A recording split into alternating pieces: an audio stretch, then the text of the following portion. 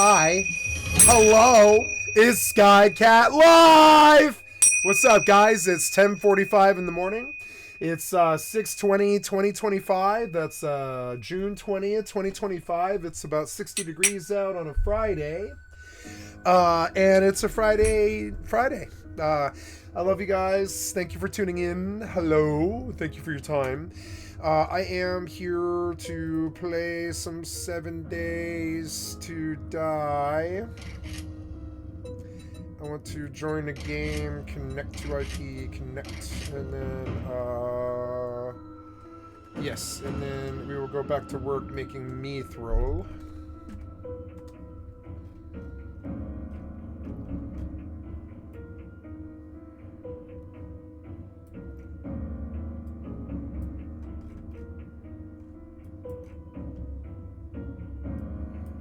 Oh, cool. I'm gonna go...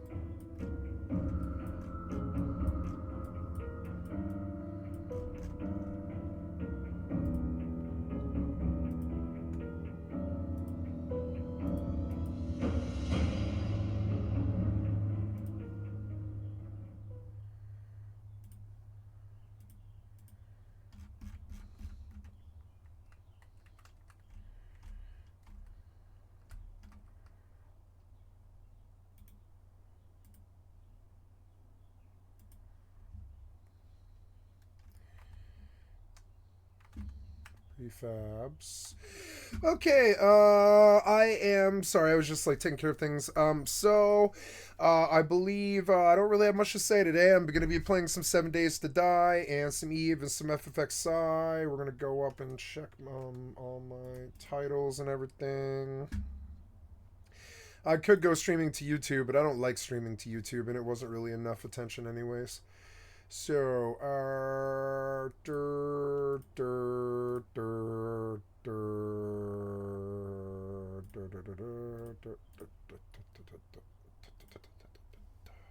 gonna drop it off the big face now.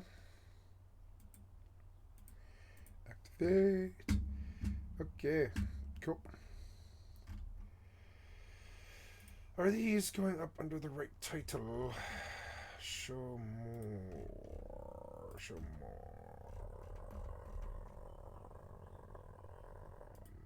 Title and description language should be English, United States. This is up under 7 Days to Die. So, oh, good, we're in. Spawning in.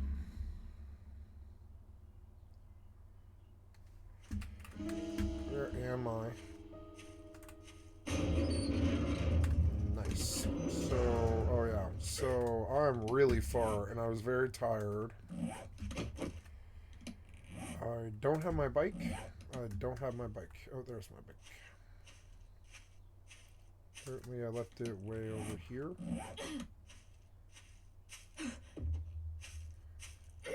There we are.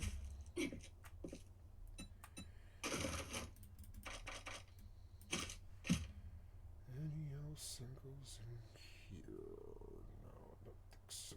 Those brass radiators are stacked. They won't stack forever. I should have sold those.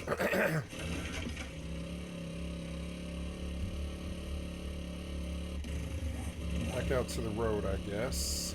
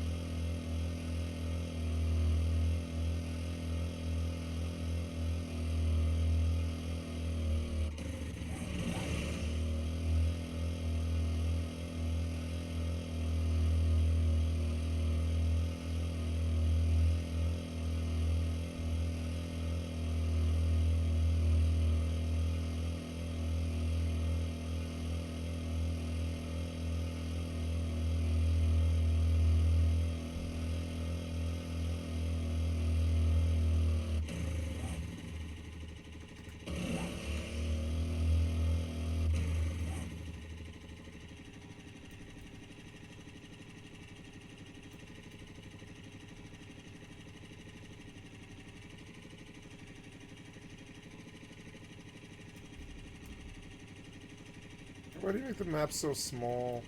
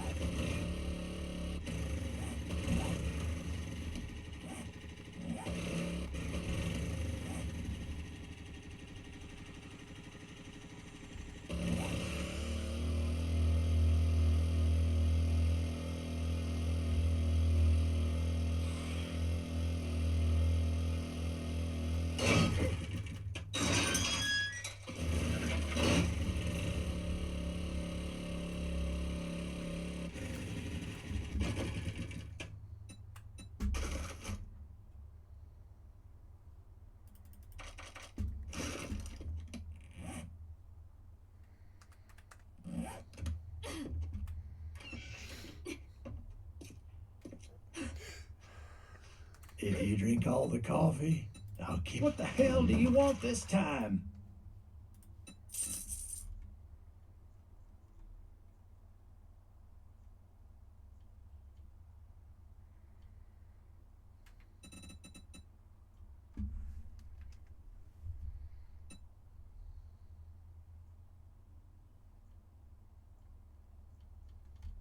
A sale is a sale, even if it is to a scumbag like you.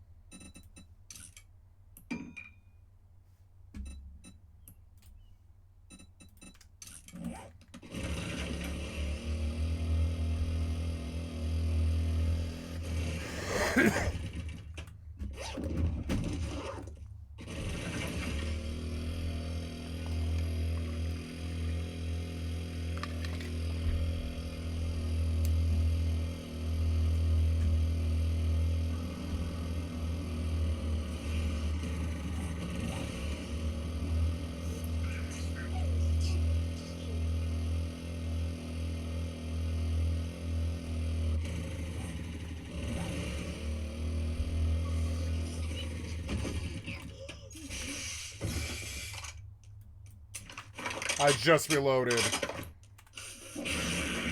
I just reloaded. You know I did. I just reloaded. What are you talking about? God damn it, you suck. Fucking hitbox are terrible.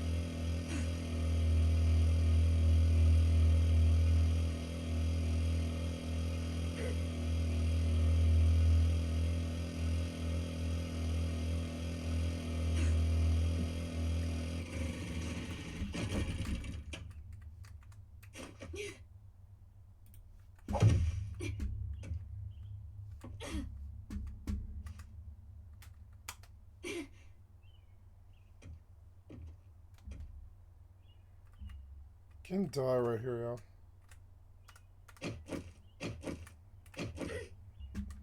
Kill me.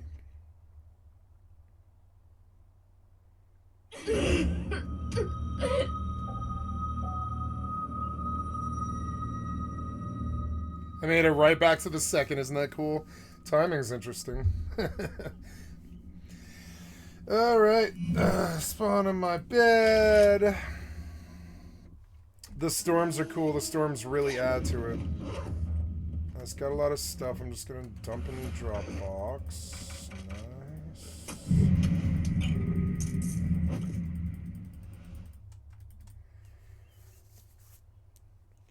I do need to carry a spear, but I don't want to carry the pipe machine gun. Or I do want to carry the pipe machine gun and drop the pistols.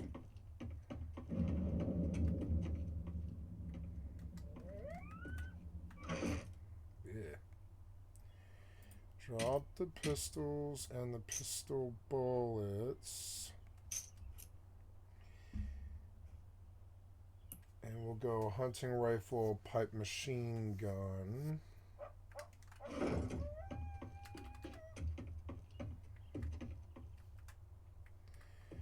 Wow, they like destroyed his jump down or something.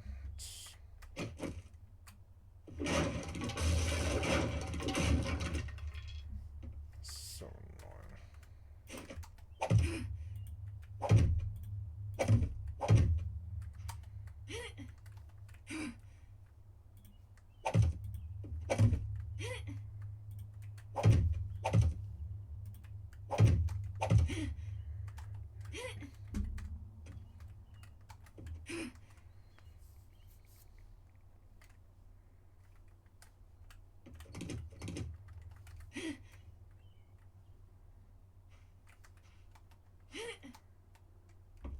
Cool.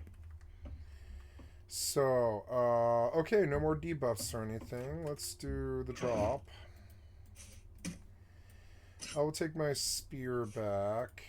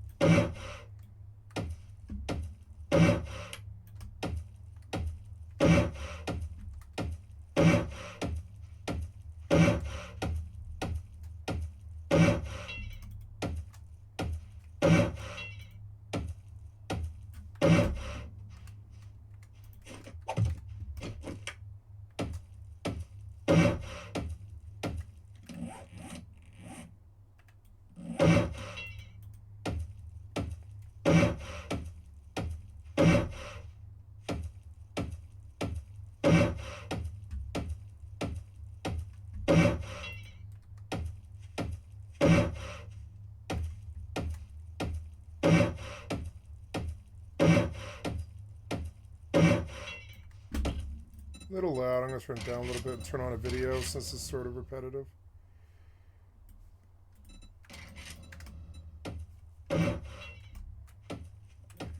Okay. Oh, what was that? Ugh. What was that? Oh. Works for me.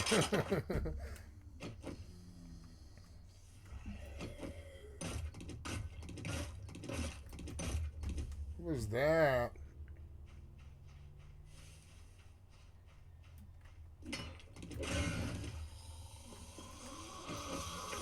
God damn lurching.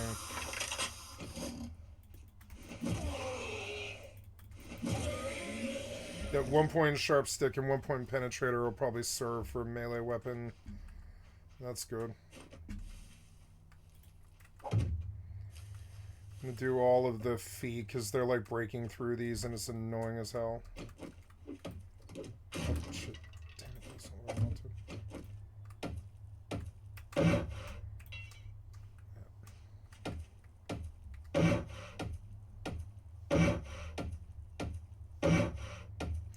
Reminds me a lot. I didn't know how much these other survival games were biting on fucking 7 days, but almost all of them are biting on 7 days so bad. They just, anytime that 7 days does something, they pretty much rip it off.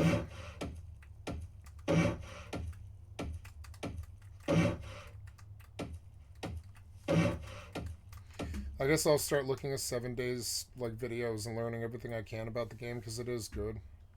It's got the depth that I'm looking for. Cherry Pepsi.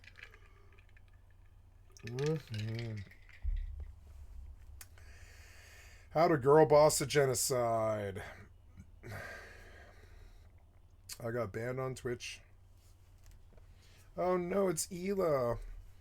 He's attacking Ela. Oh no. I got banned on Twitch by Nutty. You seem to... Okay, I don't remember Nutty at all. But let's watch this video so they stop bothering me with it. So I just got banned. It's a 1-day ban, so it's not a big deal. I wasn't even going to stream tonight. What is a big deal is the reason I got banned. You probably already guessed it. It was a simulcasting guidelines violation. Simulcasting. A lot of you guys probably already know this, but Twitch has a clause in their terms of service that prevents you from combining multiple chats on screen. Oh. And if you've been following me for a while, you'll know what? I built a tool that allows you to combine multiple chats on screen. I'm not actually sure if that's the reason I got banned, but if it is, this is the first time I've ever seen this rule actually be enforced. It's not new. It's actually been in Twitch's terms of service for like over a year at this point. But nobody's actually been banned. You're not allowed to combine your chats. You used to not be able to multi-stream at all, but during TwitchCon, not last year, but the year before that, they announced that they would finally... No, it was a good video. I'm glad I watched it. But with a few caveats.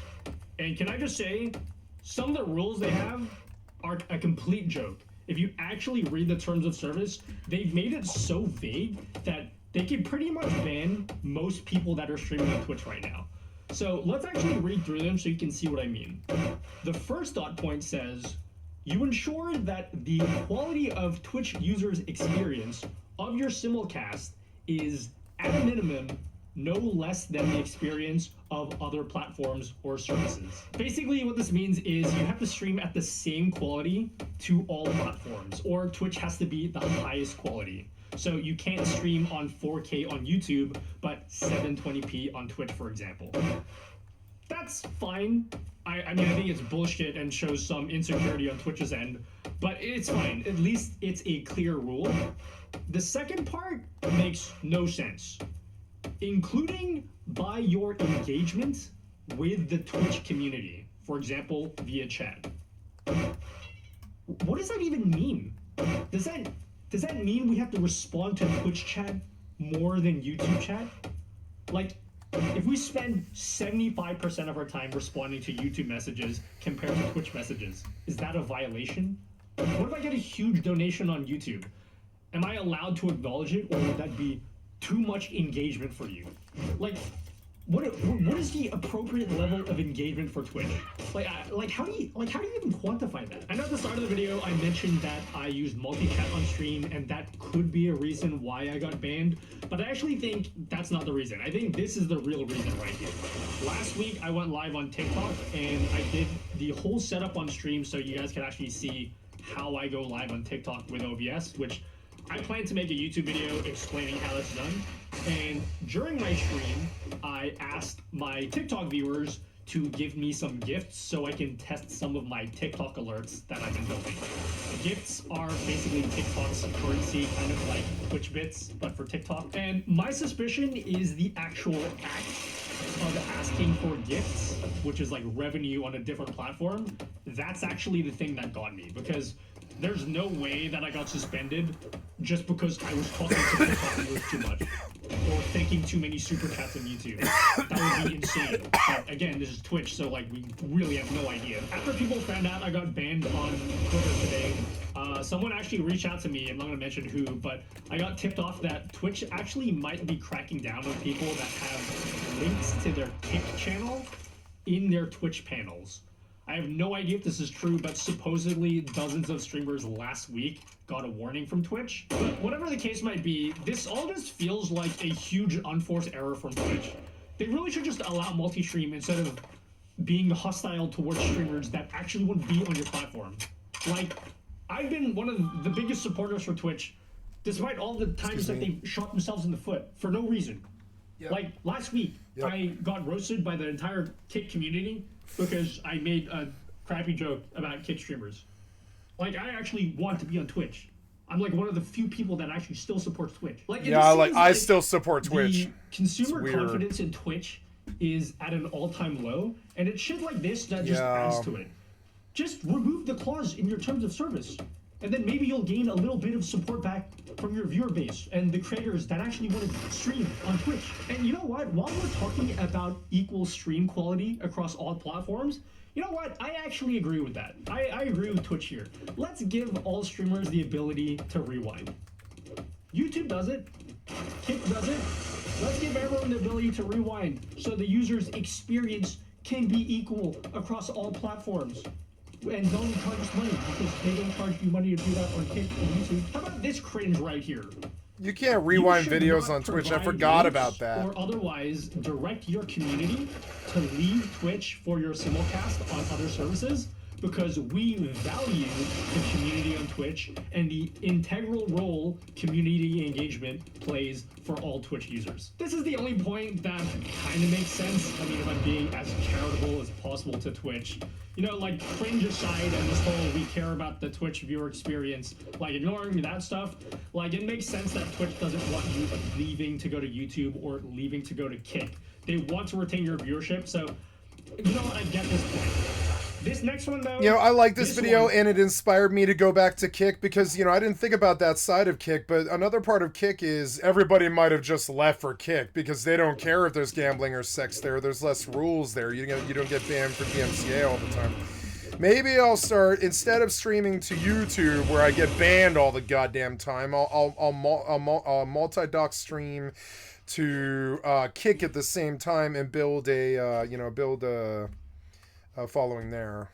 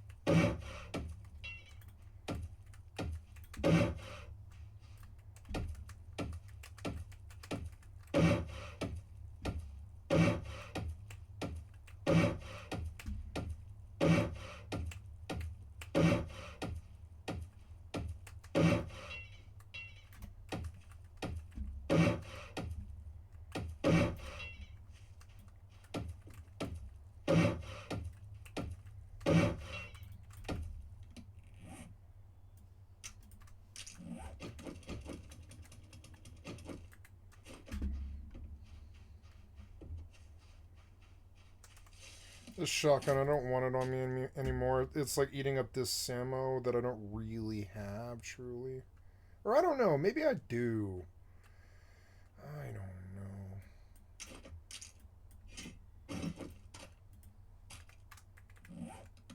Yeah, that's where that should be. Yeah. I don't know, the shotgun is good.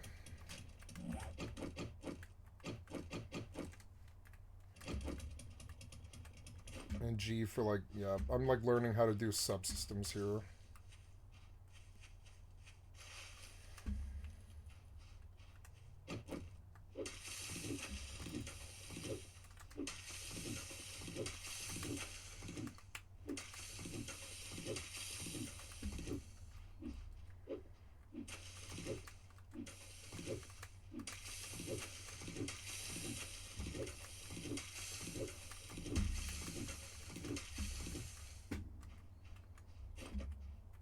I mean, but this is the side that's got the goddamn boxes. This is not the side I want to build on. Ugh.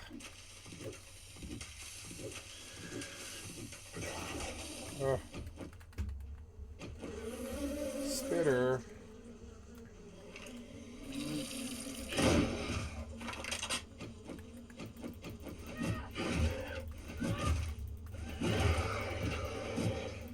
Yeah, 1 point is enough. Nice.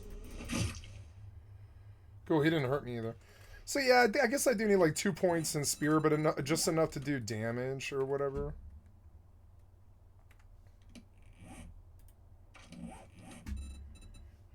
Where's the level? Like, I don't really understand where my like actual experience is. Wow, I've traveled 224 miles. Longest life is 3 hours and 10 minutes. Nice.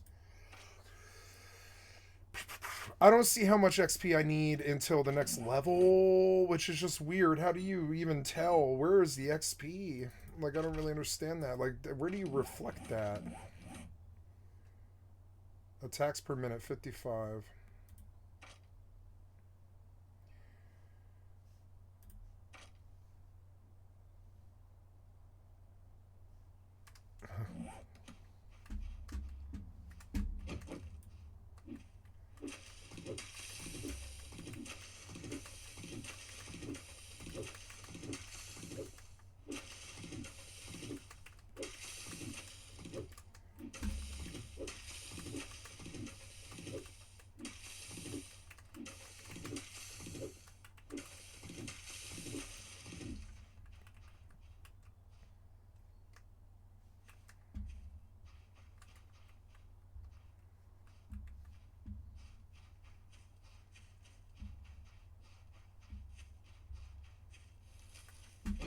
So I'll put an orchard on this side.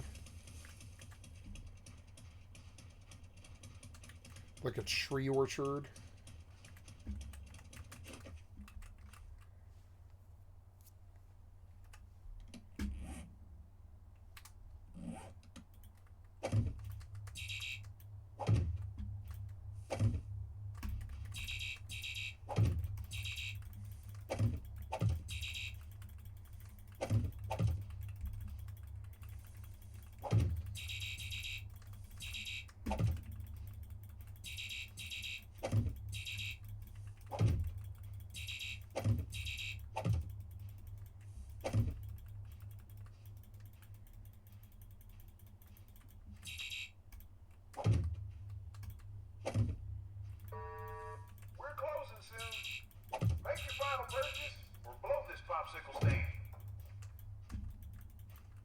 Fuck was that?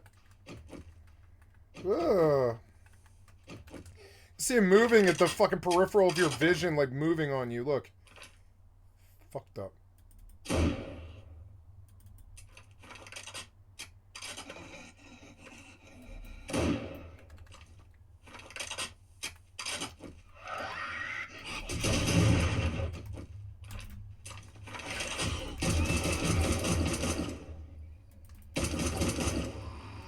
Fuck.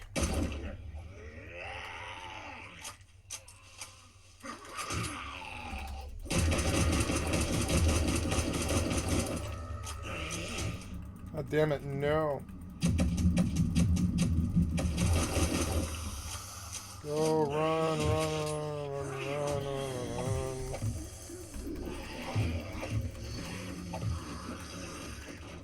Oh, they broke it so quick. Oh. Oh. Oh. Gotta reload.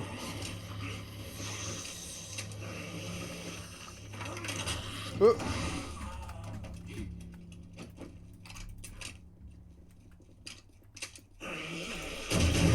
Oh.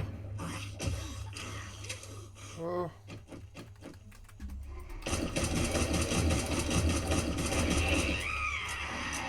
Oh. Oh.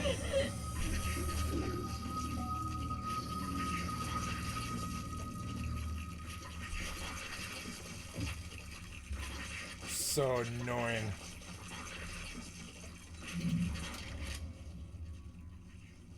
I don't think it's really worth losing ammo to them either.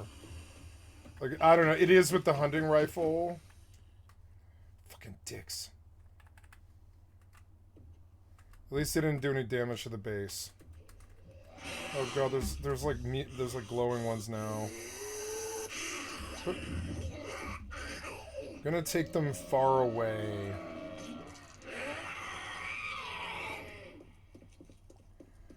To this car. And I'm gonna box up on the car. I can do this. Watch me. It's easy enough. Yeah. Keep up on your cardio, right? Just keep them coming. Yeah, and then... Fuck this shit. Oh, get off it. We'll get some shotgun kills here. Go, go.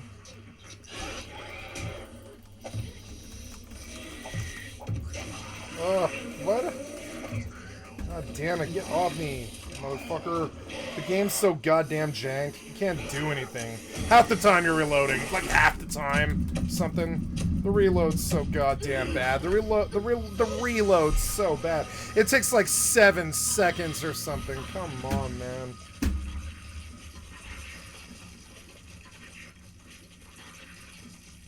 Where did you learn to reload from my grandmother? Piece of shit developer. Fucking so annoying.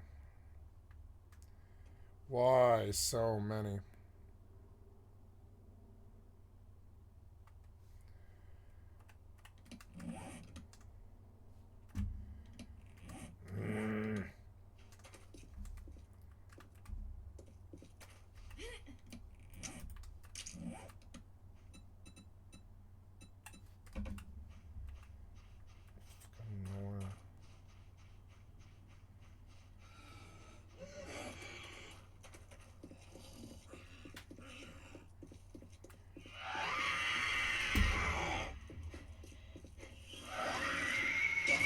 There is so many. Why?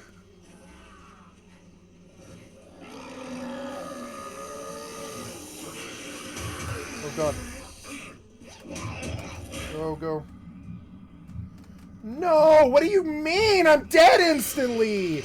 Come on, man. Let me run. Let me run. Let me run. Let me run. Let me run.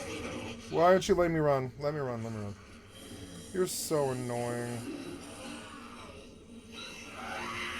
Run again. Run, run, run, run, run, run, run, run. I can't take them to my base. I need to get enough distance to get the bike. Nope, the bike is not on my bar for some reason. I picked up the bike. It's not on my bar for some reason. Where's my bike? You know I picked it up. You know I picked it up, and no, you're a piece of shit developer. So you denied me and sucked dick with your fucking piece of shit ass jank from 14 years ago. Jesus Christ, man. You know I picked up the bike. Right on stream, you watched me pick up the bike. Why is it not in my inventory? Because you suck dick, developer, and your spaghetti code sucks dick, and you and your spaghetti code suck each other's goddamn dick all day, spaghetti code piece of shit, developer. Where's my bike at? You know I picked up that motherfucking bike. You know I did. You know I did. God damn it. Go, go. I don't know what to do.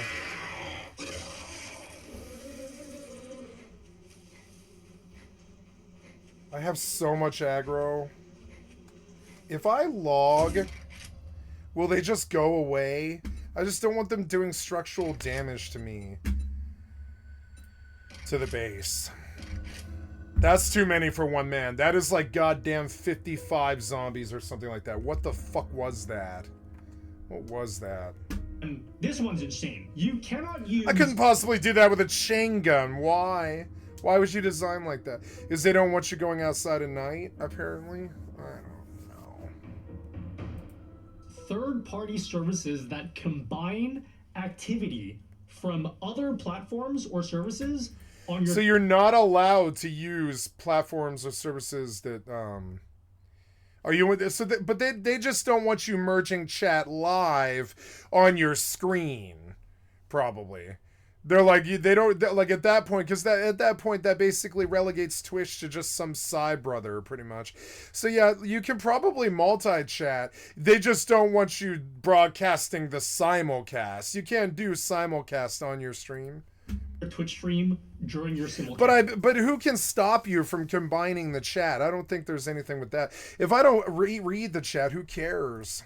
Such as merging chat or other features, as this excludes or limits the Twitch community from the entirety of the experience of your live stream. This is the one rule that most people know about already. If you stream on Twitch and YouTube, you are not allowed to show your YouTube chat on stream at all. There, see, it did get rid of all of them. It got rid of all of them. I will use that trick in the future. Messages on screen, because that was too many fucking mobs for a solo. Or limit the Twitch community. Literally how? I don't understand this point at all. In what way does showing YouTube messages on screen exclude the Twitch community? What does that even mean? If anything, showing YouTube messages on screen lets your Twitch viewers... It means you can't broadcast the simulcast. Like, you're dumb. Imagine, so I'm talking to someone on YouTube, like, hey, Steve... It means you can't broadcast the simulcast.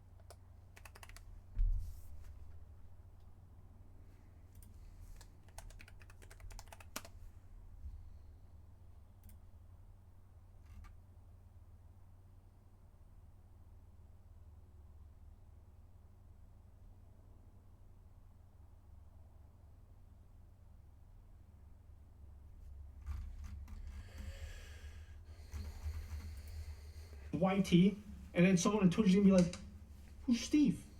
I don't see a Steve YT over here." Like, I just don't get it. But you know what's even worse?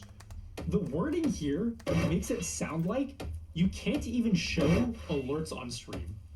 Again, am I allowed to show YouTube super chats on screen? Am I just supposed to ignore every time someone gives me money on YouTube? What about Stream Elements donations? Stream Elements donations, that's technically activity from other platforms. What about Patreon? I made a widget that shows whenever someone joins my Patreon. Like, am I allowed to do that? It's just so vague, and it makes it possible for Twitch to ban basically whoever they want, because pretty much every streamer is using some kind of external or other platform on their stream, whether it's like for donations or like merch alerts or whatever that might be. I'm not saying that you should take away your Stream Elements donation links, like, obviously Twitch is not going to start banning people that use stream elements. That was God damn it! I just reloaded the fucking shotgun! You know I did! I just reloaded it! Come on, piece of shit! Like, even if they clarify that, that's still Piece of shit developer, you know I just reloaded. God damn it, I just reloaded! I just reloaded. Ah, you're so annoying. Please swing, please swing. Why is my stam gone? I was shooting a weapon. Come on, man. Why is my stam gone? God damn it, kill the bees, kill the bees, kill the bees. Swing the weapon, you fucking weakling! Swing the weapon! Swing the weapon! Swing the weapon! You suck so much, dick developer! Swing the fucking weapon! Swing the fucking weapon! Kill the bees! Kill the bees! How many bees do I have to kill? Please stop, please stop. You're so bad at design. I don't know. I don't know if I can I don't know if I can put up with it. Oh god, your fucking design is so goddamn bad. There's too many mobs. Alright, stop. Stop. Just stop. Some people are saying that the reason Too many mobs doesn't allow multi-chat is because they can't moderate messages that come from fucking dumb. If we did have you combine chat, you are now responsible for whatever is said on the chat on those other streams. Too many mobs. It was like 2 mobs. Suddenly it was 40. Fucking 40. 2 spitters and like fucking 2 fatties and 15 smalls. What the fuck was that, man? I saw 1 mob to start with. I don't buy that excuse. If that was the case, just write that in your terms of service. Like it's okay because it's nighttime. I'm not getting mad about it, but it's just like, man, like I am alone. Maybe even need to cap that spawn a little bit, like a little bit. I'm alone. Maybe you better limit how much shit just suddenly like spawns on top of me. Maybe a little bit. Case, does that mean why am I allowed to stream my COD lobbies? Yeah, like we all know. COD players love their because COD is not their adversary. Right? YouTube's their adversary. Why am I allowed to do that, but I can't show messages from YouTube? Because YouTube is an actual core part of the stream. COD is not their adversary. YouTube is. You can stream COD lobbies.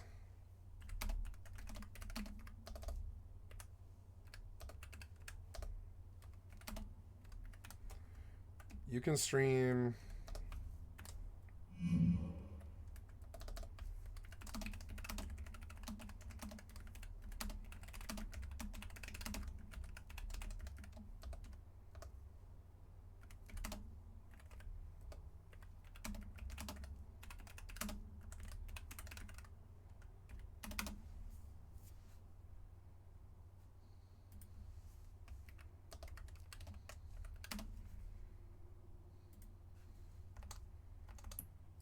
This guy mentioned COD, and I immediately want to get off him. I'm getting off this guy. I like this guy. But he seems sort of dumb.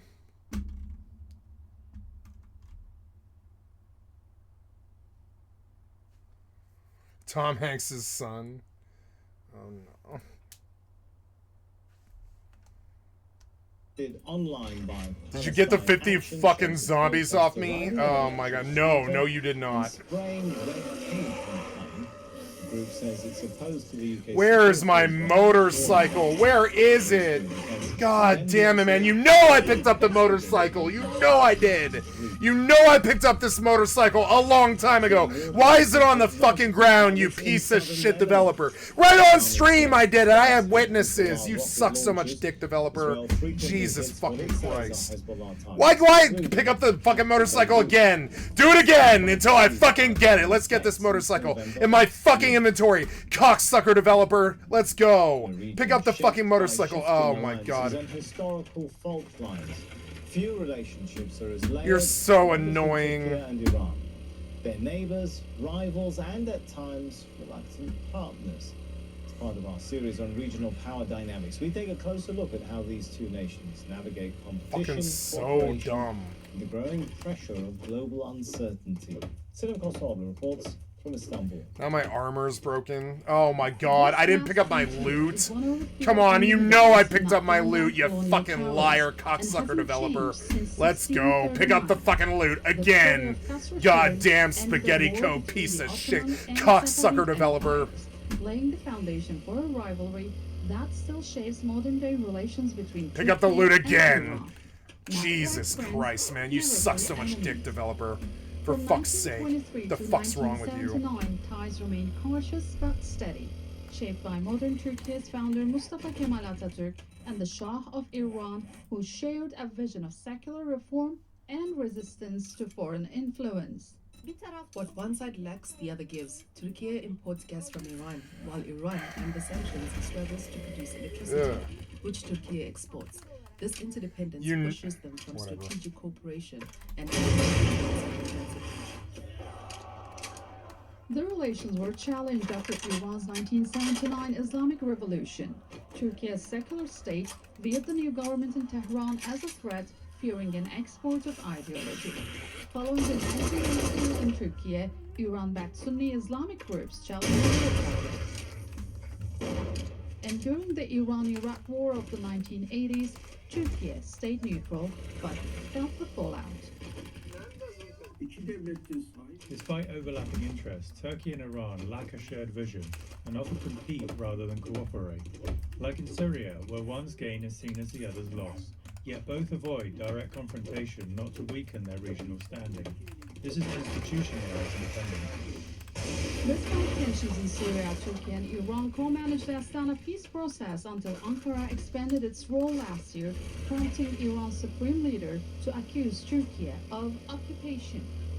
And after Israel launched its war in Gaza, Iranian media accused President Recep Tayyip Erdogan of hypocrisy, calling his pro-Palestinian stance political, since Turkey has had a trade relationship with Israel.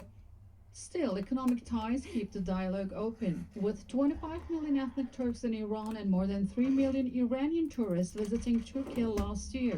The relationship runs deep, even as trade has dipped to $6 billion since its 2016 peak. And today, after Israel's deliberate strikes on Iran, Turkey walks a careful line, publicly defending Iran's rights, pushing for de-escalation, while preparing militarily and diplomatically. Sinem Kösoğlu, Alldayerrydaybaby, Istanbul. Still ahead on Al Jazeera.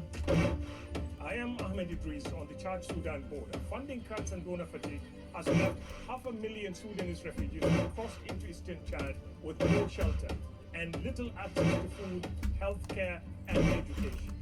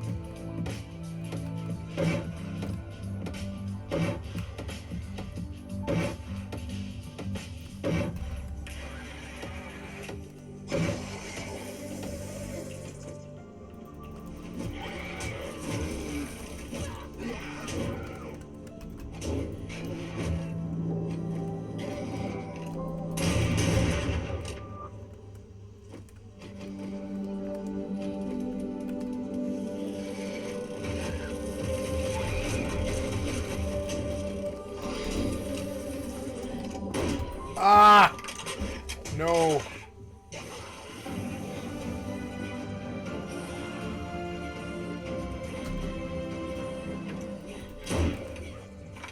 Now, the United Nations has repeatedly described it as the world's worst humanitarian crisis since the war between the army and the rapid support forces began.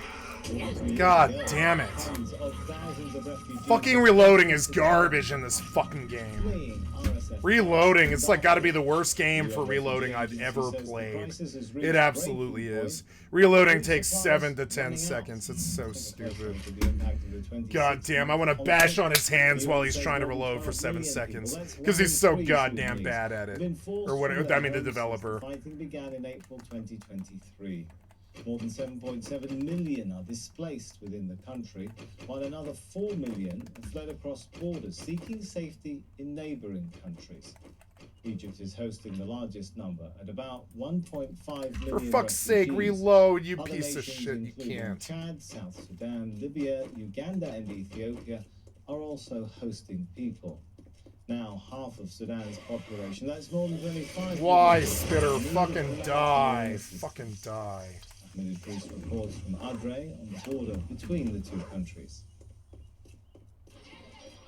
The Alldayerrydaybaby refugee camp is a new humanitarian corridor for tens of thousands fleeing the fighting in Sudan's North Darfur. The United Nations Refugee Agency say that your fucking buttons are so bad. An average of 1,000 people crossed into eastern Chad every day. It's where Musa Mansour Isa hopes to find peace. We spent 3 days in the bush evading the rebels. There's no one left. It's hell on earth. He's unaware that hundreds of thousands of his compatriots who arrived here 2 years ago are still struggling.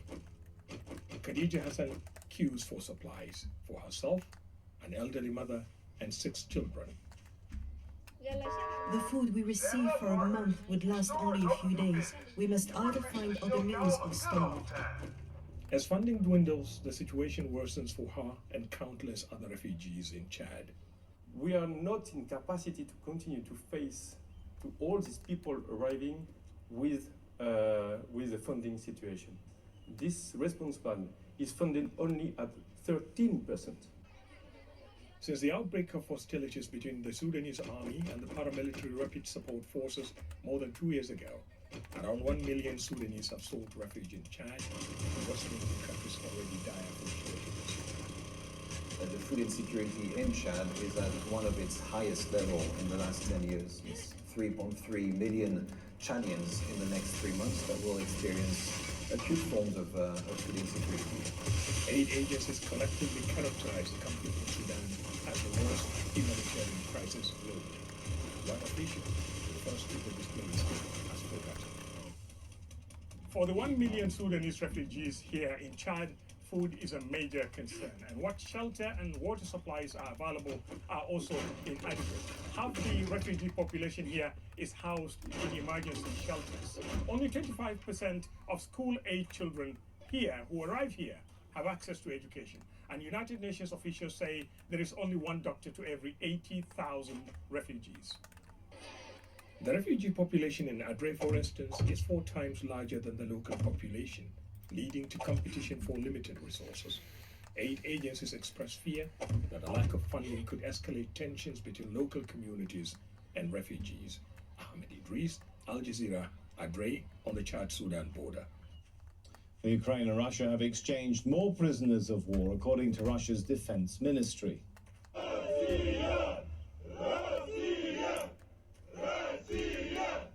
It said the Russian soldiers are currently in Belarus, which borders both countries. This is the 7th swap since the two sides agreed to hand back prisoners of war during talks in Istanbul earlier this month. US President Donald Trump has extended the deadline to ban the social media app TikTok for a 3rd time. Trump signed an executive order extending the deadline despite a law that mandates the sale or shutdown of the app, which is owned by Chinese company ByteDance. The future of the app in the United States remains uncertain at a time when both countries are involved in extensive trade negotiations. And that's it from me, Sami Zaidan, for this news hour. You can get much more information on our website, Alldayerrydaybaby.com. Malene Saeed is back in a moment with another full show. And of course, you can keep up to date with everything that we're following in the conflict between Iran and Israel.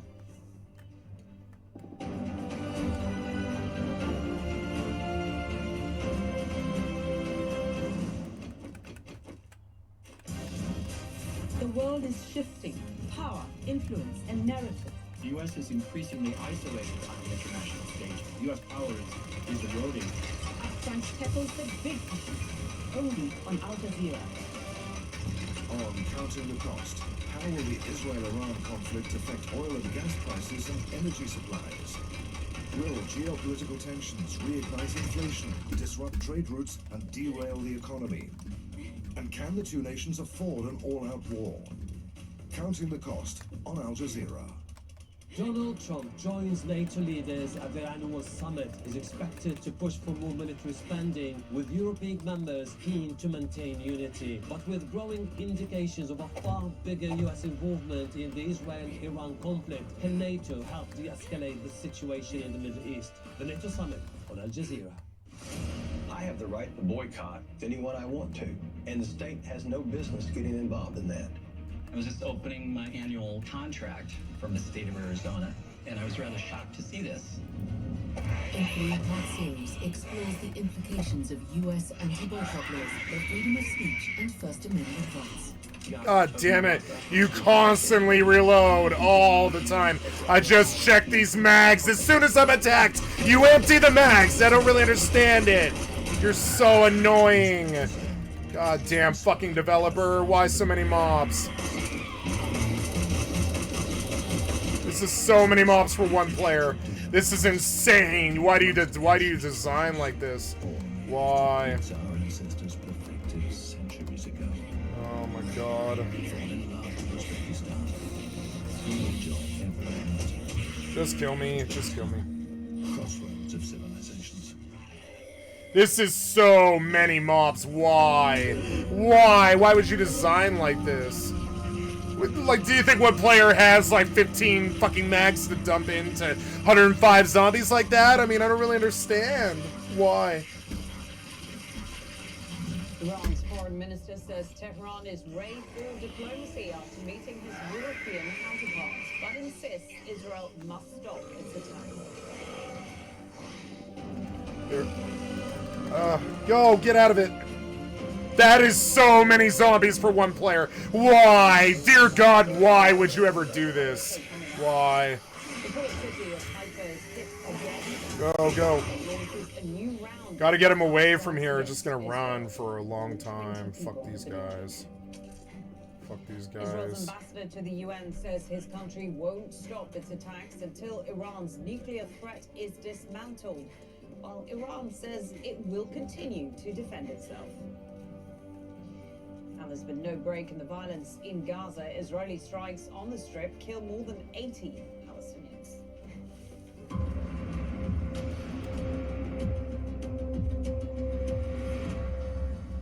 Why?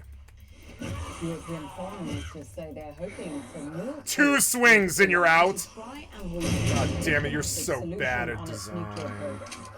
Comes more than a week after hostilities began between Israel and Iran. Iran's foreign minister 4 double barrel blasts at point blank, you piece of shit cocksucker developer. 4 double barrel blasts. Are you fucking serious? God damn idiot developer. Iran's defense capabilities are non-negotiable. European officials want talks to continue, but Iran says it won't negotiate while those Israeli strikes continue. Well, prior to the attacks, Tehran was holding talks with the US, looking to agree. Where's my bike? I picked up my bike so many times! You make me so angry. It's because you won't let me pick it up. It's because you suck dick, developer. You're so fucking bad at what you do. Jesus Christ. Why would you let me pick up this bike? You're so annoying. Let me pick up the bike. Let me pick up the bike. Why am I out of stam after running for 5 fucking feet? Come on, man. You suck so much dick, developer. Jesus Christ, you're fucking bad at what you do. Against safeguarded nuclear facilities by a regime which is not a party to any WMD treaties is a serious crime and violation of international law. They're like hitting my base. Please reload all these weapons. Please, please, please, please. Please reload all of these weapons. Please, please. Iran is ready to consider diplomacy once again. And once aggression is stopped and the aggressor is held accountable for the crimes committed. In this regard, I made it crystal clear that Iran's defense capabilities...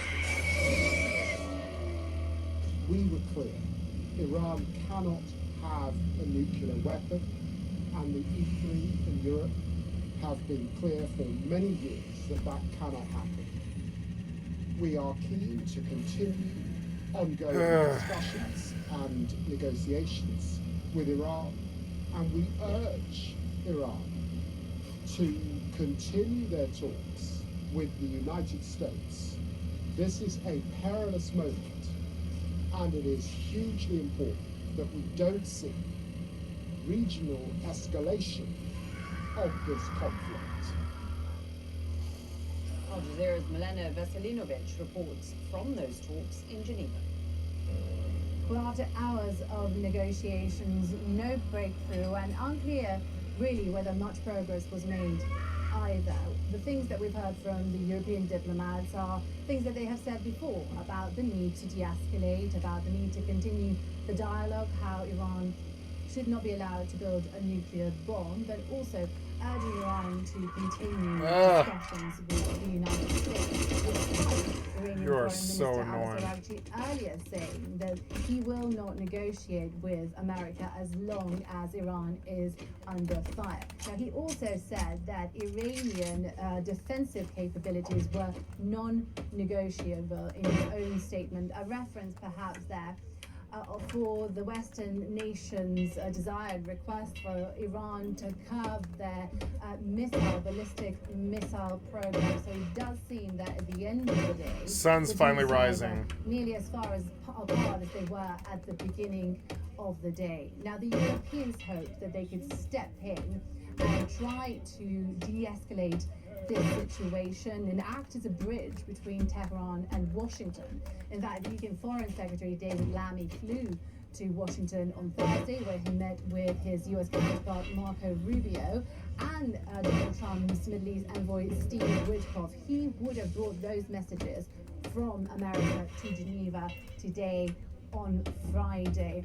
But those messages Oh, I want my bike. seem the same ones. God damn it, that you're so Iran annoying. and You and your the bike US problem. had an Where is impact it? in their previous rounds of nuclear talks that were abruptly stopped once Israel started its military action against Iran. Where do we go from here?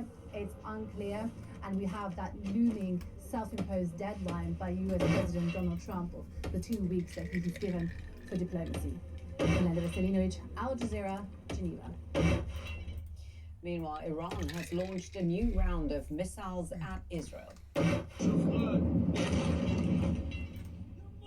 Made impact in cities including Haifa and Tel Aviv, as well as the Negev desert. More than 20 people have been injured. It's been over a week since Israel launched a wide-scale attack on Iran, with both nations exchanging strikes every day. Bernard Smith reports now from Amman. He's in the Jordanian capital because the Israeli government has banned Al Jazeera from reporting inside Israel and in the occupied West Bank. Haifa's been repeatedly targeted by Iranian missiles. The mayor of that city says, in fact, there were 2 sensitive locations were hit because of Israeli military censorship during wartime. They're not allowed to say what those locations are, but it's safe to assume that the Sale Tower, their 29-story office block, was one of those locations. Also, the Haifa now becoming such a target that Maersk, one of the world's biggest shipping lines, has said they will no longer be calling at Haifa port. That's how dangerous they consider it. And earlier on, we've had another strike at a technology park in the south of Israel, and there, as well as many international technology companies, is Israel's C4I branch. This is the military's elite technological unit, and it provides technology for combat solutions, according to their website. Along with Itamar Ben-Gvir, you had Defense Minister Israel Katz ordering the IDF, Israel's military, to increase its attacks on regime targets in Iran in order to undermine the regime. Benjamin Netanyahu, the Prime Minister, had been saying earlier this week that regime change was not the purpose of these attacks on Iran. It was to destroy its capability to build a nuclear weapon, but he said that might be a possible consequence of its regime change. But now Israel Katz is saying that seems to be one of Israel's objectives. The US president has been briefed on Iran during a national security meeting at the White House. It comes a day after Donald Trump said that he will make a decision about US action in the Israel-Iran conflict within 2 weeks. As for the latest from our White House correspondent Kimberly Hawkins. So that national security meeting taking place in the last hour or so, what did we learn from it? Yeah, we learned that the U.S. president doesn't want to talk about what was said in that meeting or the fact that the talks in Geneva have so far yielded no breakthrough between the Iranian foreign minister and those top European diplomats.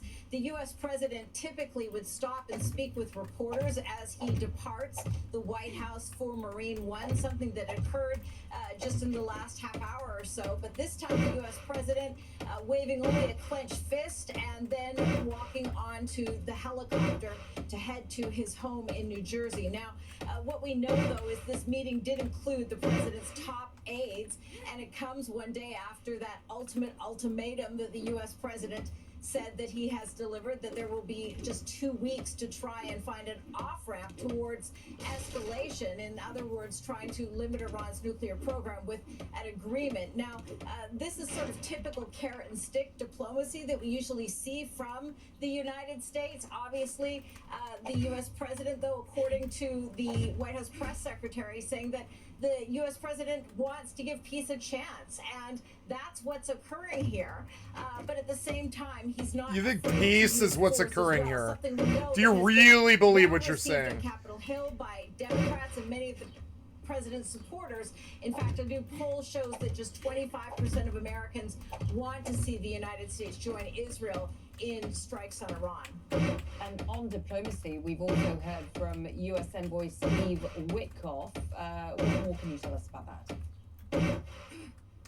Yeah, we first got an indication of this on Thursday from the White House press secretary. Now another U.S. official confirming that, in fact, Steve Witkoff, the Middle East envoy, has been in regular communication with Iranian officials, both indirect and direct communication. And those have included phone calls since Israel's airstrikes on Iran began. Now, what we know is that as well, Qatar has been acting as an intermediary, a role that it often plays. And the White House is not ruling out the possibility of a future meeting between the Middle East envoy and the Iranian foreign minister. Nothing has been nailed down so far, but what we know is this is, again, part of President Trump's push to try and find a diplomatic solution in the next 2 weeks. Okay, many thanks for that. Kimberly Halkett, our White House correspondent there in Washington, D.C. Now, the UN Security Council has held an emergency session on the Israel-Iran conflict. The Secretary General, Antonio Guterres, called on both sides to choose peace. But Iran's ambassador has warned that Tehran will continue to act in self-defense against Israeli attacks. Iran has exercised its inherent right to self-defense under Article 51 of the UN Charter. Our response has complied fully with international law, including humanitarian law. We have taken all necessary precautions to protect civilians. Iran will continue to exercise this right as long as the Security Council failed to discharge its primary responsibility under the Charter, and until the Israeli aggression is fully and unequivocally terminated. Israel's ambassador used his address to claim Iran is building its capability to produce weapons that threaten. Oh, it's horde night. God damn it. Tomorrow, it could be Brussels. Soon, it could be Boston. Iran is rapidly expanding its ballistic missile arsenal. Today, its longest range missiles can travel over 2,000 kilometers. That already puts Eastern Europe in range. But Iran is not stopping there. Iran is developing missiles with a range of over 4,000 kilometers. That would place every European capital, London, Paris, Berlin, Rome, within striking distance. Joined now by Marwan Bashar, Al Jazeera senior political analyst. He joins us now live from Paris. Good to see you, Marwan. Turning to these talks in Geneva, how useful do you think they are if the United States or Israel are not in the room? And if it's about Europe delivering a message to the US, we know that Donald Trump has a legacy of bypassing Europe. So what is the likelihood that he will listen to anything they have to say anyway? Malin, if I just make a quick remark about what we just heard from the Israeli ambassador, I think it's kind of interesting, don't you think, that he just moved from the nuclear to the missiles, right? I mean, Israel now aggressively hit Iran nuclear, and suddenly Israel now is switching to yet another subject that Iran is going to have to do. Now it's about the how long and how range of the missiles. When that's done, they're probably going to start talking about how long the Ayatollah's beard should be and why it should be cut. I don't know. But be that as it may, it's just getting all quite ridiculous. The arguments being made and the sloppiness of it all, it's basically insulting the intelligence of everyone watching and listening. I think it's similar a bit to what we've heard from Geneva. I think each one and everyone is trying to score a point. No one is making a decent point. And when you hear Mr. Lamy speak in Geneva, he sounds like Trump's emissary. He doesn't sound like the Foreign Secretary of the United Kingdom. He sounds like someone who was just like a mailman for Mr. Trump. He came, delivered a message saying, you guys need to go under the bombs, humiliated, defeated, to talk to the Americans about your surrender, about the conditions of your surrender. That's not what Europe is supposed to be. That's not what the European position is supposed to be. That's not the role of Europe in all of this, trying to break the ice, mediate, find a third way, out of the eventuality of war and so on and so forth. So while we've been hearing from the French president some serious, sober talk about no regime change in Iran and no to the continuation of war, a ceasefire is needed, I think what we're hearing from the Europeans together is kind of a mumbling and stuttering. You don't know if they're taking a position or simply parroting Trump's position. In fact, when we talk about the European position, they don't actually appear to be singing from the same hymn sheet. I mean, the Germans clearly supporting the Israeli strikes on Iran, even saying that they benefit the rest of the world. Then, as you said, France urging Israel to back off. It can't be helpful when it comes to diplomacy if they're not all on the same page. That's very true. And that's the problem this year, different from 2003, when both the Germans and the French took a position that you cannot simply declare a war, invade a country, occupy a country under false pretense and without UN Security Council resolution. Okay, that's enough. Mainstream Al Jazeera. Goodbye, MYM. Meet your maker, build your... Wait, now what was this? Oh yeah, you wanted to show me pirate software, but then... You remember that I unfavorited him. U.S. Congress Live, explosive Trump impeachment vote land. Hook Global, huh? Supreme Court.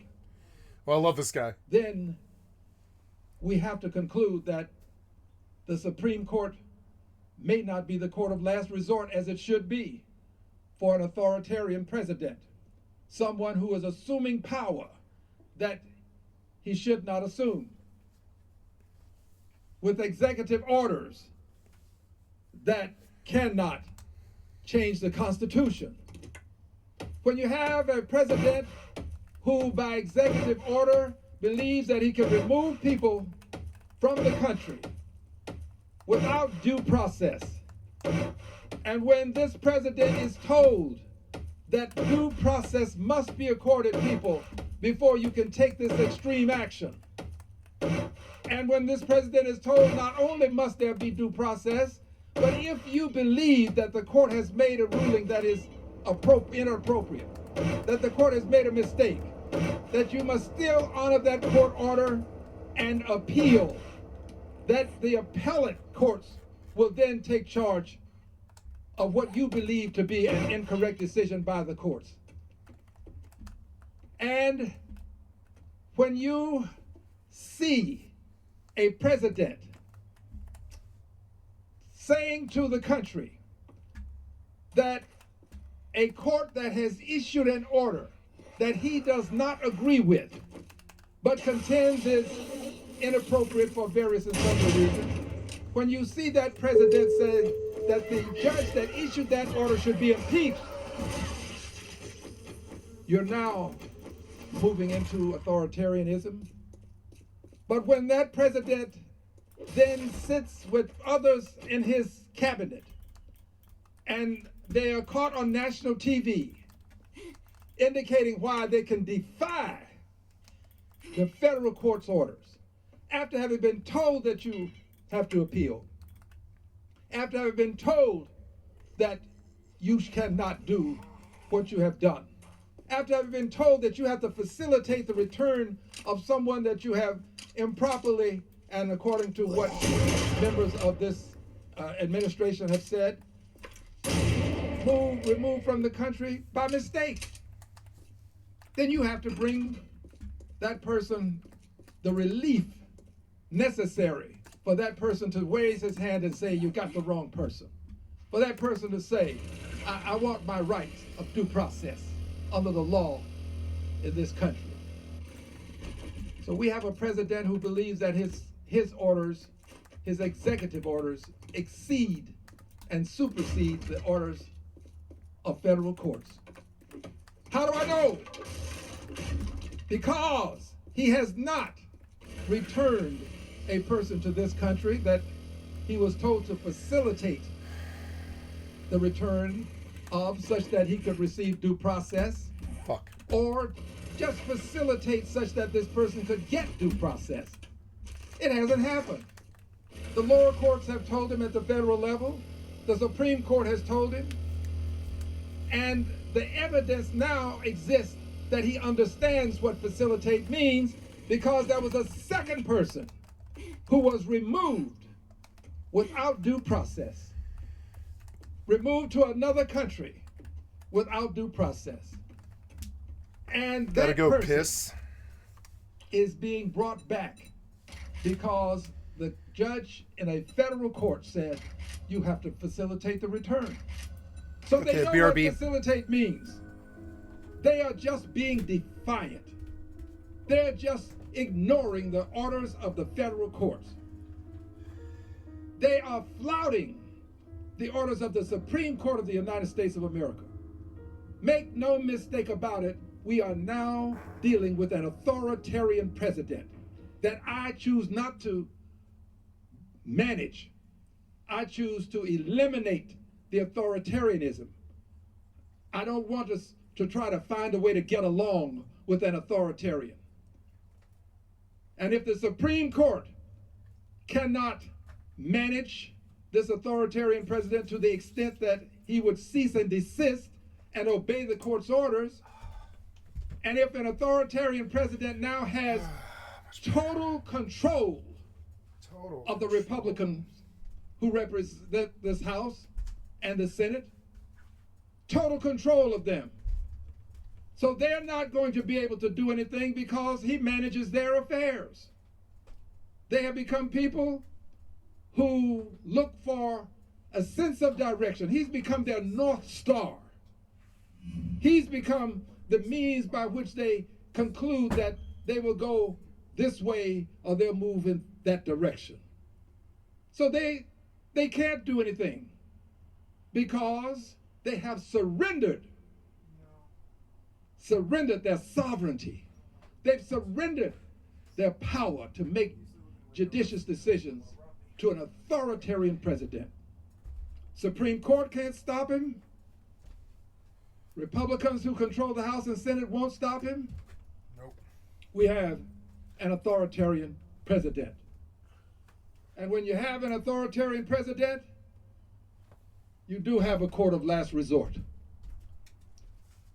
The Constitution, Article 2, Section 4 of the Constitution, makes it explicitly clear that we can impeach. Much better. And we can impeach for this type of behavior. Not in these exact words. Uses language that we're all familiar with: high crimes or misdemeanors, treason, bribery. But we have an authoritarian president who is defying the courts, who does not respect the separation of powers, an authoritarian president who would demean and minimize the role of the judiciary in our system of governance. With such an authoritarian president, impeachment And this congressional court of last resort is within the power of all 435 members of the House. Because the Congressional Court of Last Resort has to have a prosecutor. A prosecutor, any one of the 435 can become the prosecutor once you see that impeachable actions are taking place. Any one of us can become the prosecutor. The prosecutor will have what we will have called the equivalent of a grand jury. That will be the rest of the members of the House of Representatives. 435 of us. Some of us can act as prosecutors. Doesn't have to be one, can be more than one, can be many. As many as would want to sign a resolution to impeach. Impeachment. Congressional Court of Last Resort. That's where we are now. This is the room where the Congressional Court of Last Resort will be convened.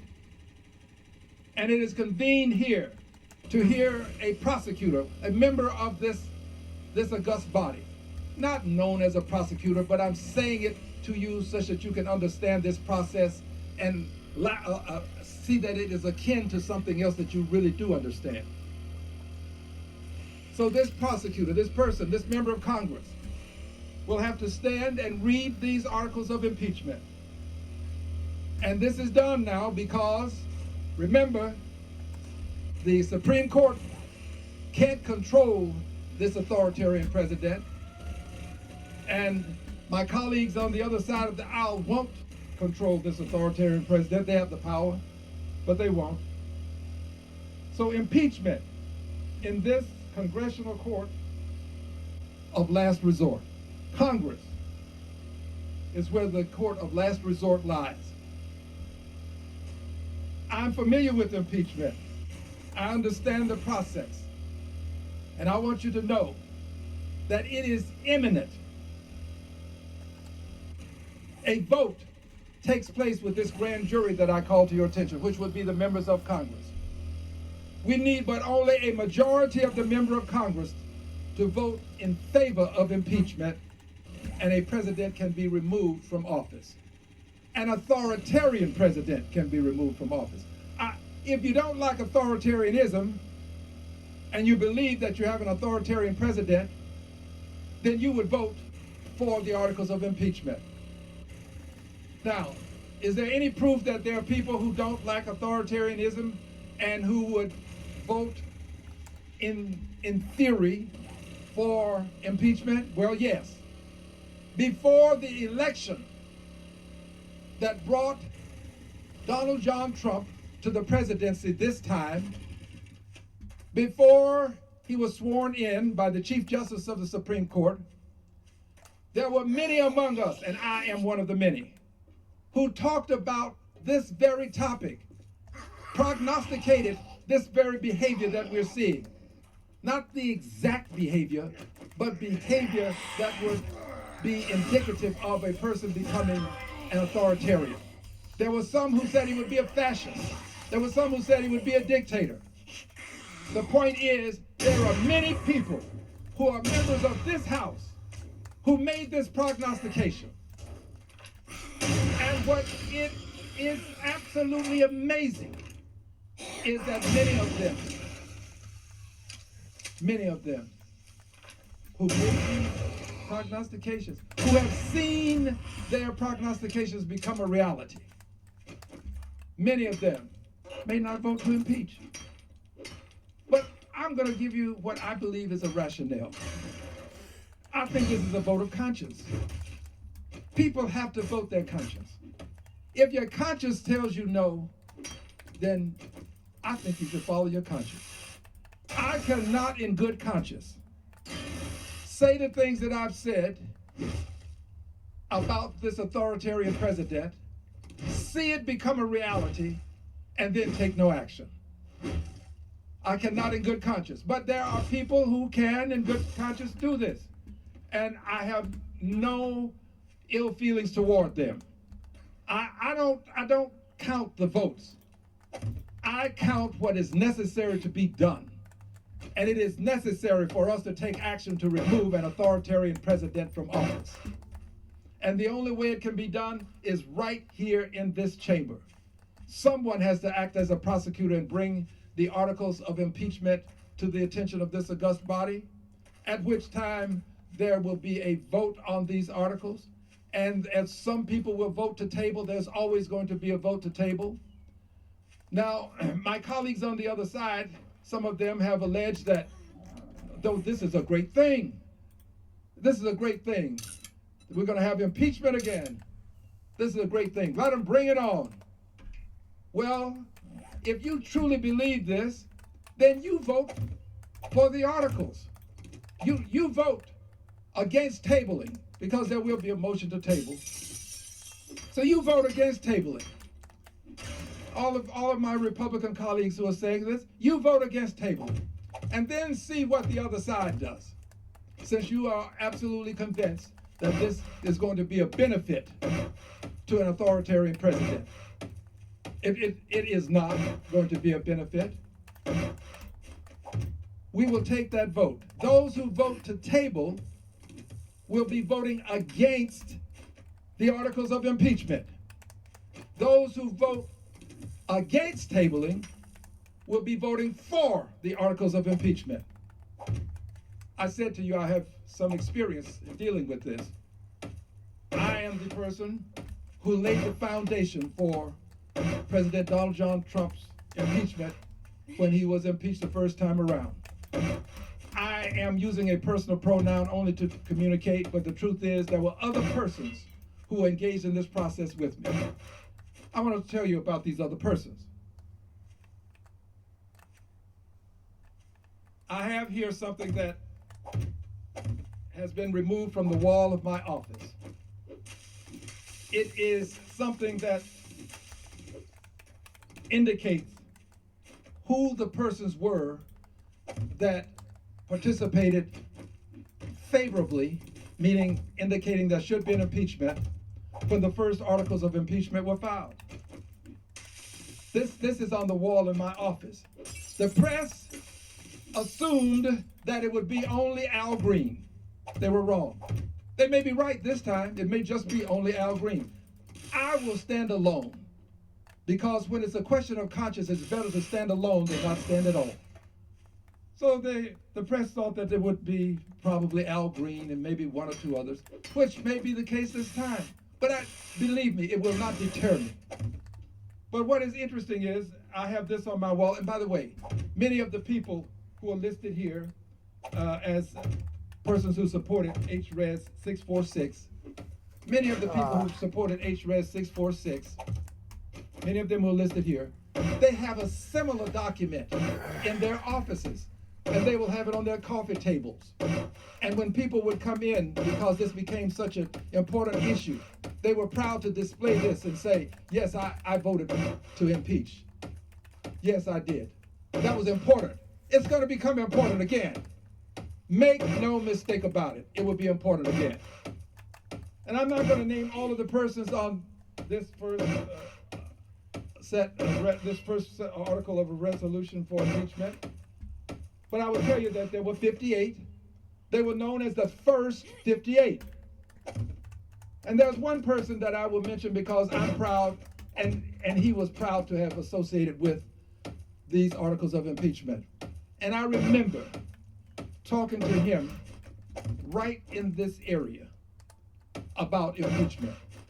I will not divulge the entirety of the conversation, but I'm proud to say this. The Honorable John Lewis has his name on these articles of impeachment. The Honorable John Lewis. First 58.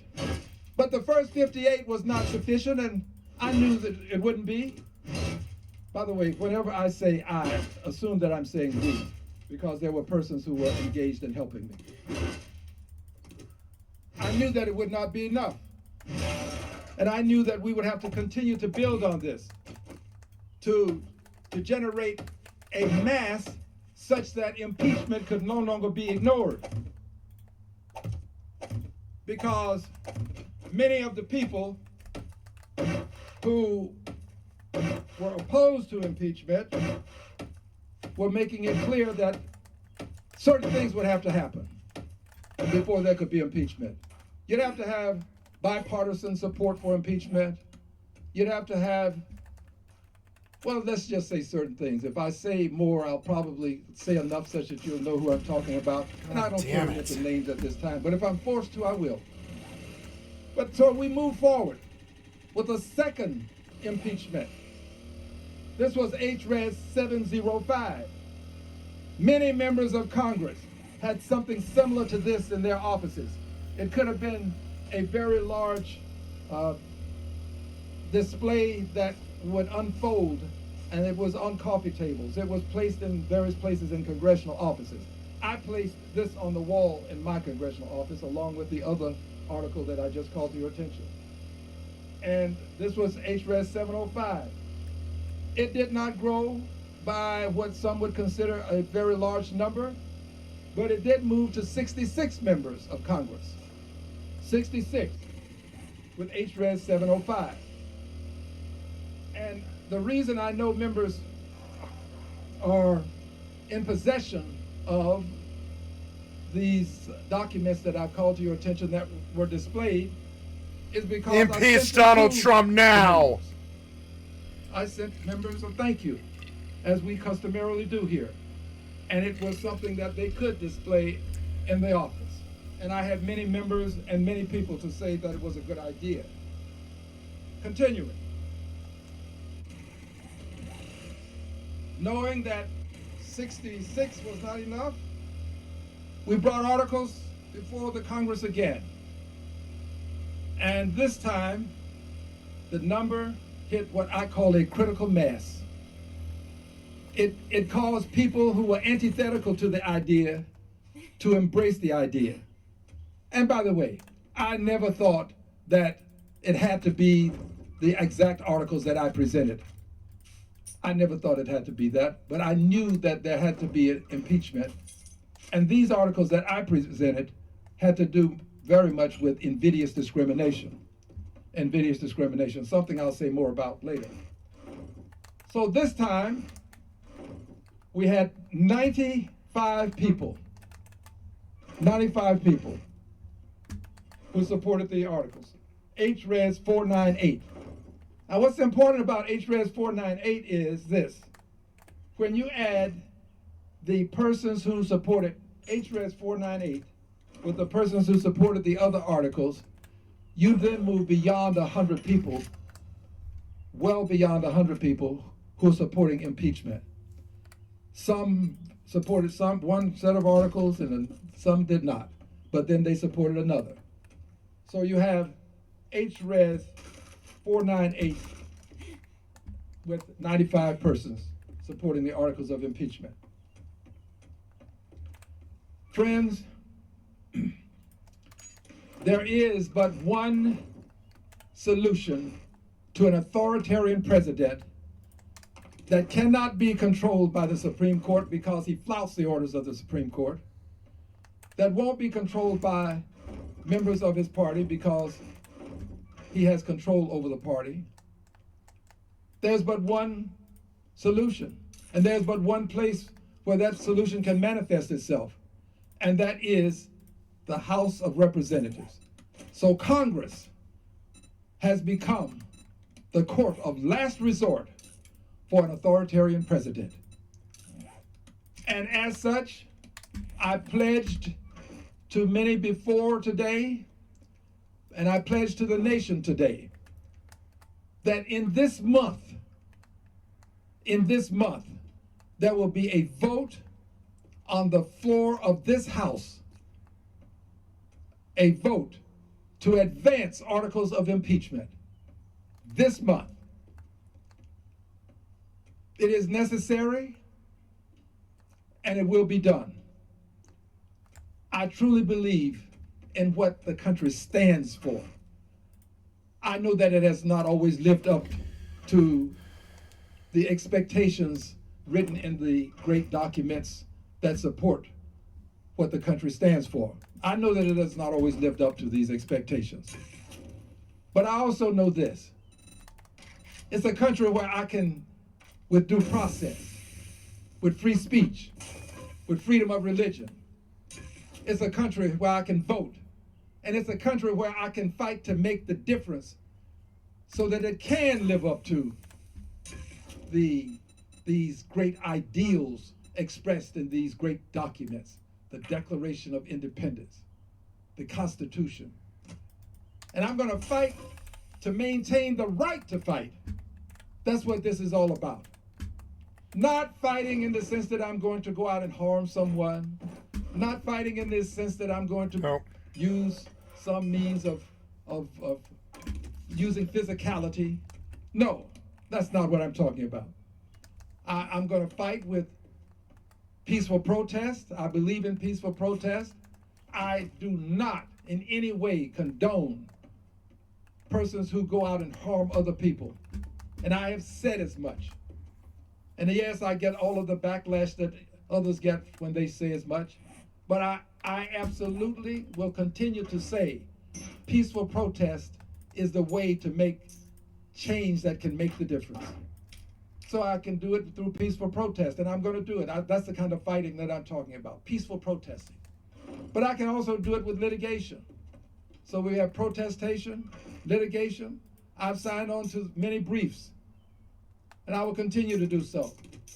Protestation, litigation. But we also have something else.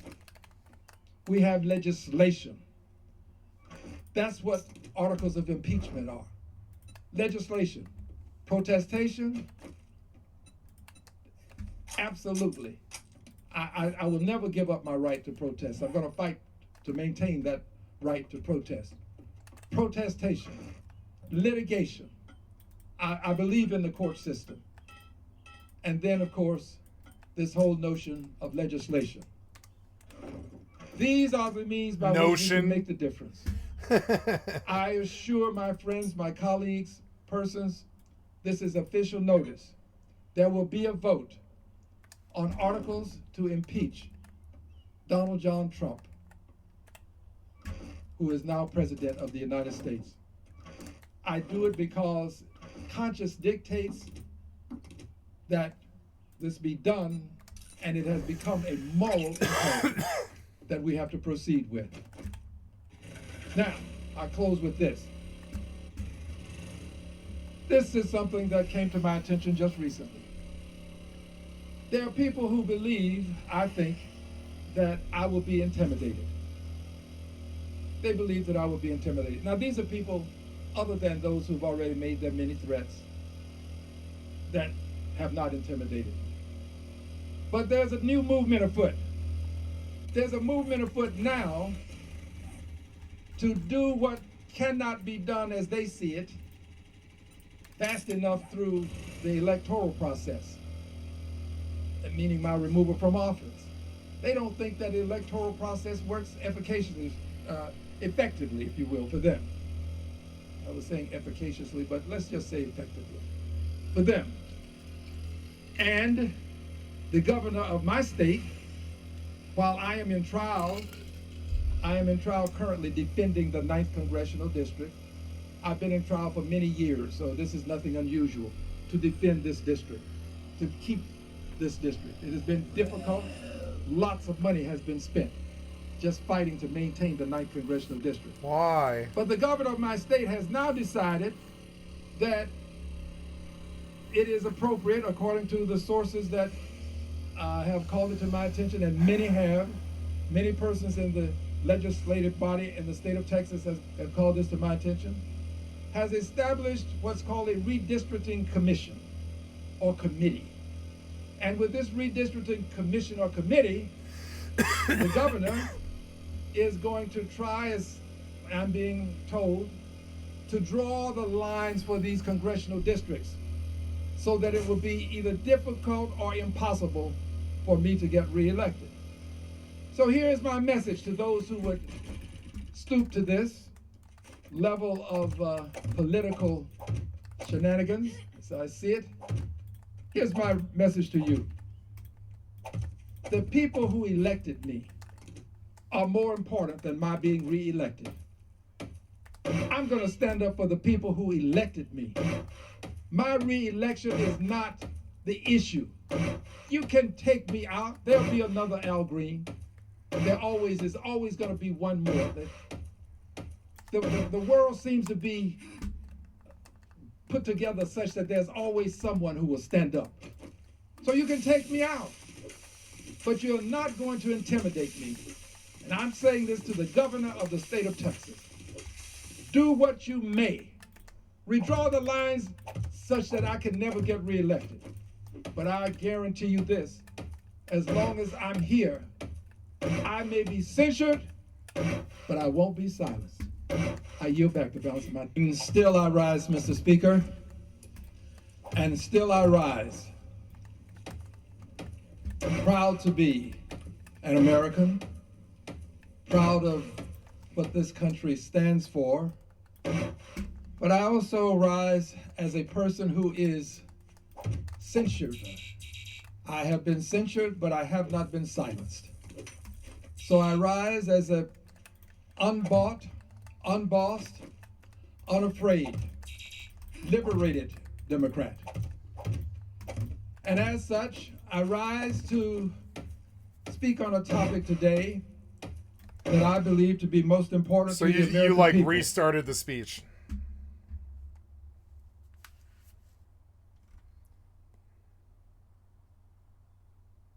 I don't think I'm interested in you attacking Hila. I think I'm not interested in this, you know.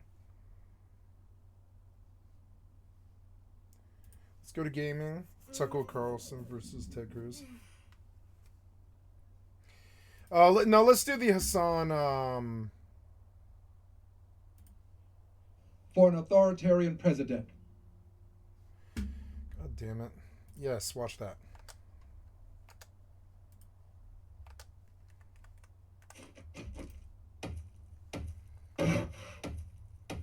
Every single politician, Democrat or Republican both, for the record, if met with even basic questions, would flub around and flail around the exact same way. So you've come out for regime change in Iran, as distinct just from taking out the nuclear sites. What does regime change look like in Iran? Somebody else in charge. How do you get there? Look, that ultimately has to be a popular uprising from the people. And it's not a complicated question. Is America better off with a country that has a leader who wants to kill us, or to have a country with a leader who likes us and wants to be friends with us? And definitely the latter is better. Of course. Yeah.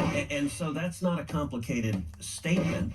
Look, I believe you look across the world when you have countries that have dictators that are viciously anti-America. Venezuela, Maduro hates us. Would we be better off with Maduro out of power? Absolutely. I want our enemies out of power, and I want our friends in power. I could not agree more. The question is, how do you get there? Of course. We've been trying to kill Maduro for quite some time. We have troops there. I don't know that we've been trying to kill Maduro. We have. And I think we know that. And I should know, my dad was in the CIA and is responsible for Voice of America. I'm Tucker Buckley Swanson McNear Carlson. That's his full name. You and I, we've known each other a long time. I would say we agree That's on his about full 80% name. of the things on Earth. CIA establishment tool. And Jesus there are a lot of things, and we can get into the nitty-gritty of foreign policy as much as you want. There are a lot of things on which you and I agree, not just a little bit, but violently. Well, I totally agree. I was rooting for you in your last campaign, for sure. Well, thank you. Look, you have been heroic on the border. You've been one of the clearest and best voices in the whole country on securing the border and on the absolute crisis we're facing. And in Texas, I see it and live it every day. You know what's funny about this? This is Ted Cruz buttering up Tucker to win over his audience. But this also ends up making Tucker Carlson's retaliations later down the line look way worse from Ted Cruz's position. Because I think he thought that this kind of buttering up would allow Tucker to not be as contentious, not be as adversarial. Tucker Carlson had the knives out. In COVID, in fact, you may recall, in the middle of the COVID lockdown, I was out walking my dog when the whole world was shut down and we were living in lunatic times.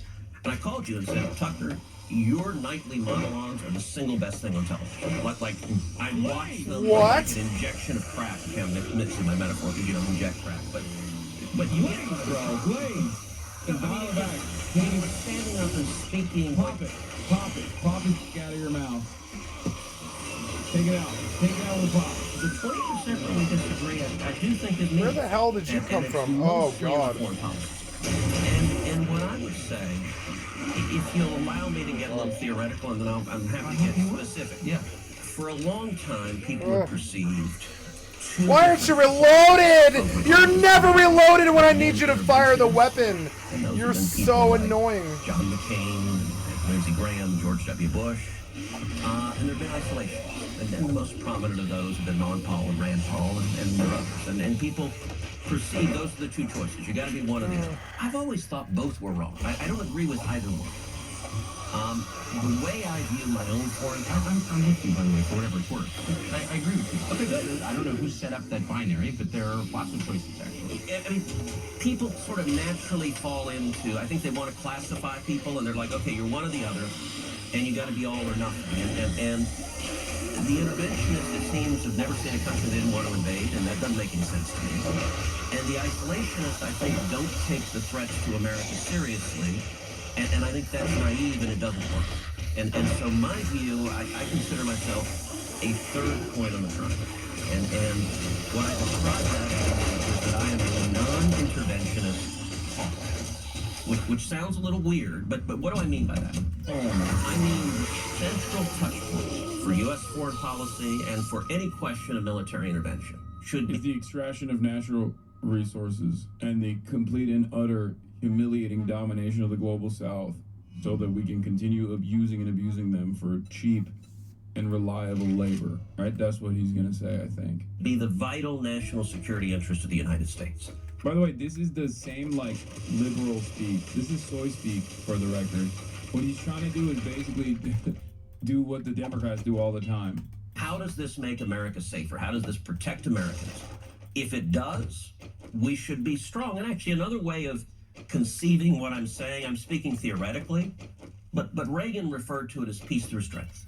And actually, I think Donald Trump's foreign policy is very much what I'm describing, a non-interventionist hawk, where... Yeah, famously non-interventionist Ronald Reagan. He understands that, and I think this is historically true, the best way to avoid war is being strong.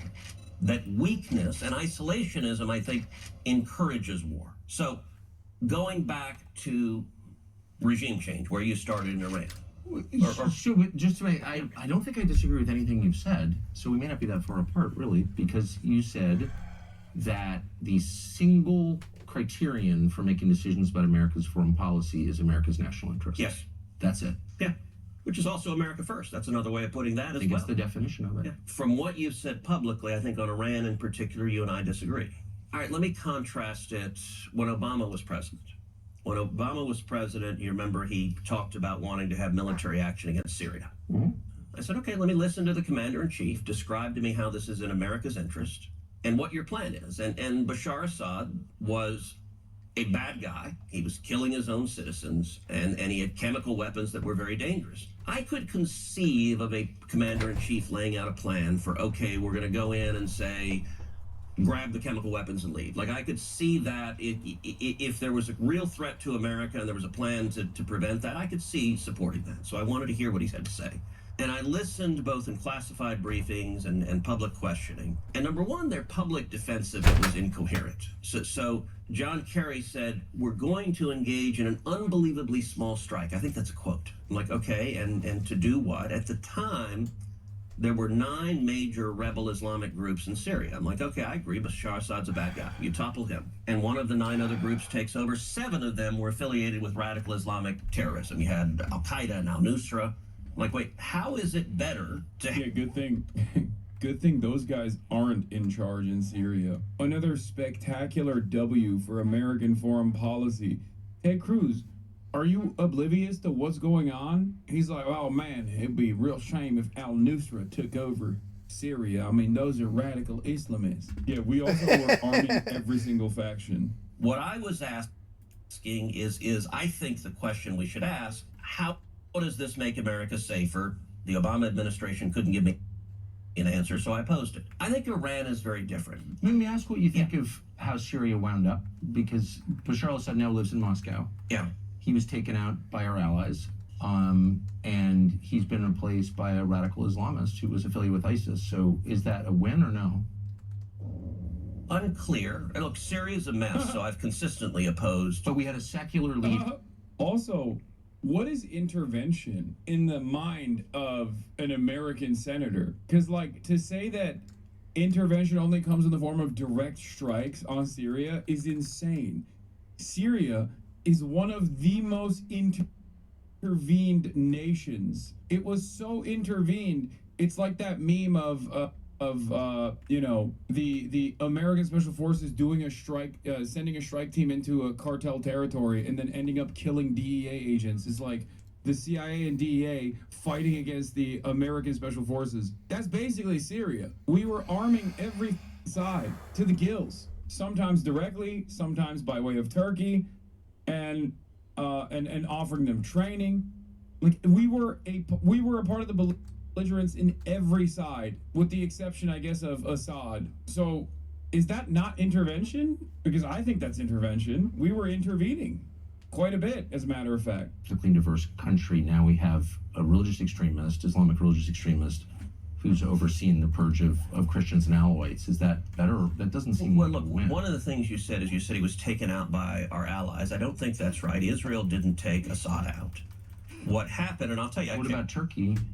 Turkey didn't take him out. So it was interesting. I had a long... That's bullshit. That's fake. Who did then? Oh, it was just a popular mobilization. It was a popular uprising.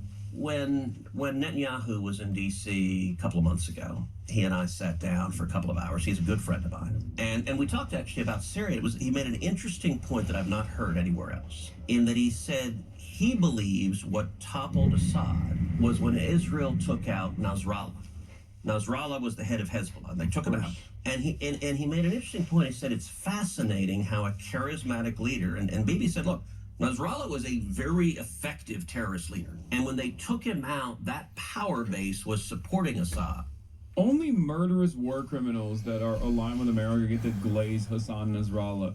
When I say something that is factually accurate, like he is charismatic and also was incredibly well-read and a solid tactician, everybody turns around and is like, you're glazing, you're glazing, you're glazing, you're glazing.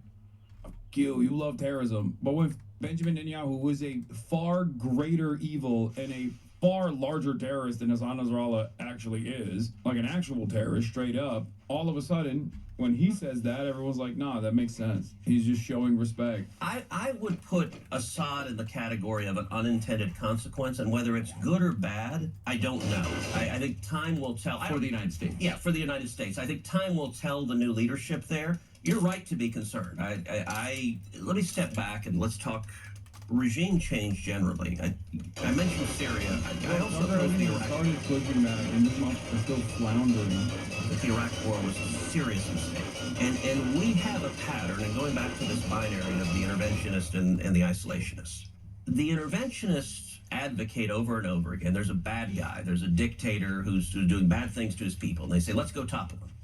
And you have dictators in the Middle East who are killing radical Islamic terrorists. We come in and topple them. The radical Islamic terrorists take over, and they start killing Americans. In my view, how the heck does that help us? Saddam Hussein was a horrible human being. He murdered and tortured people.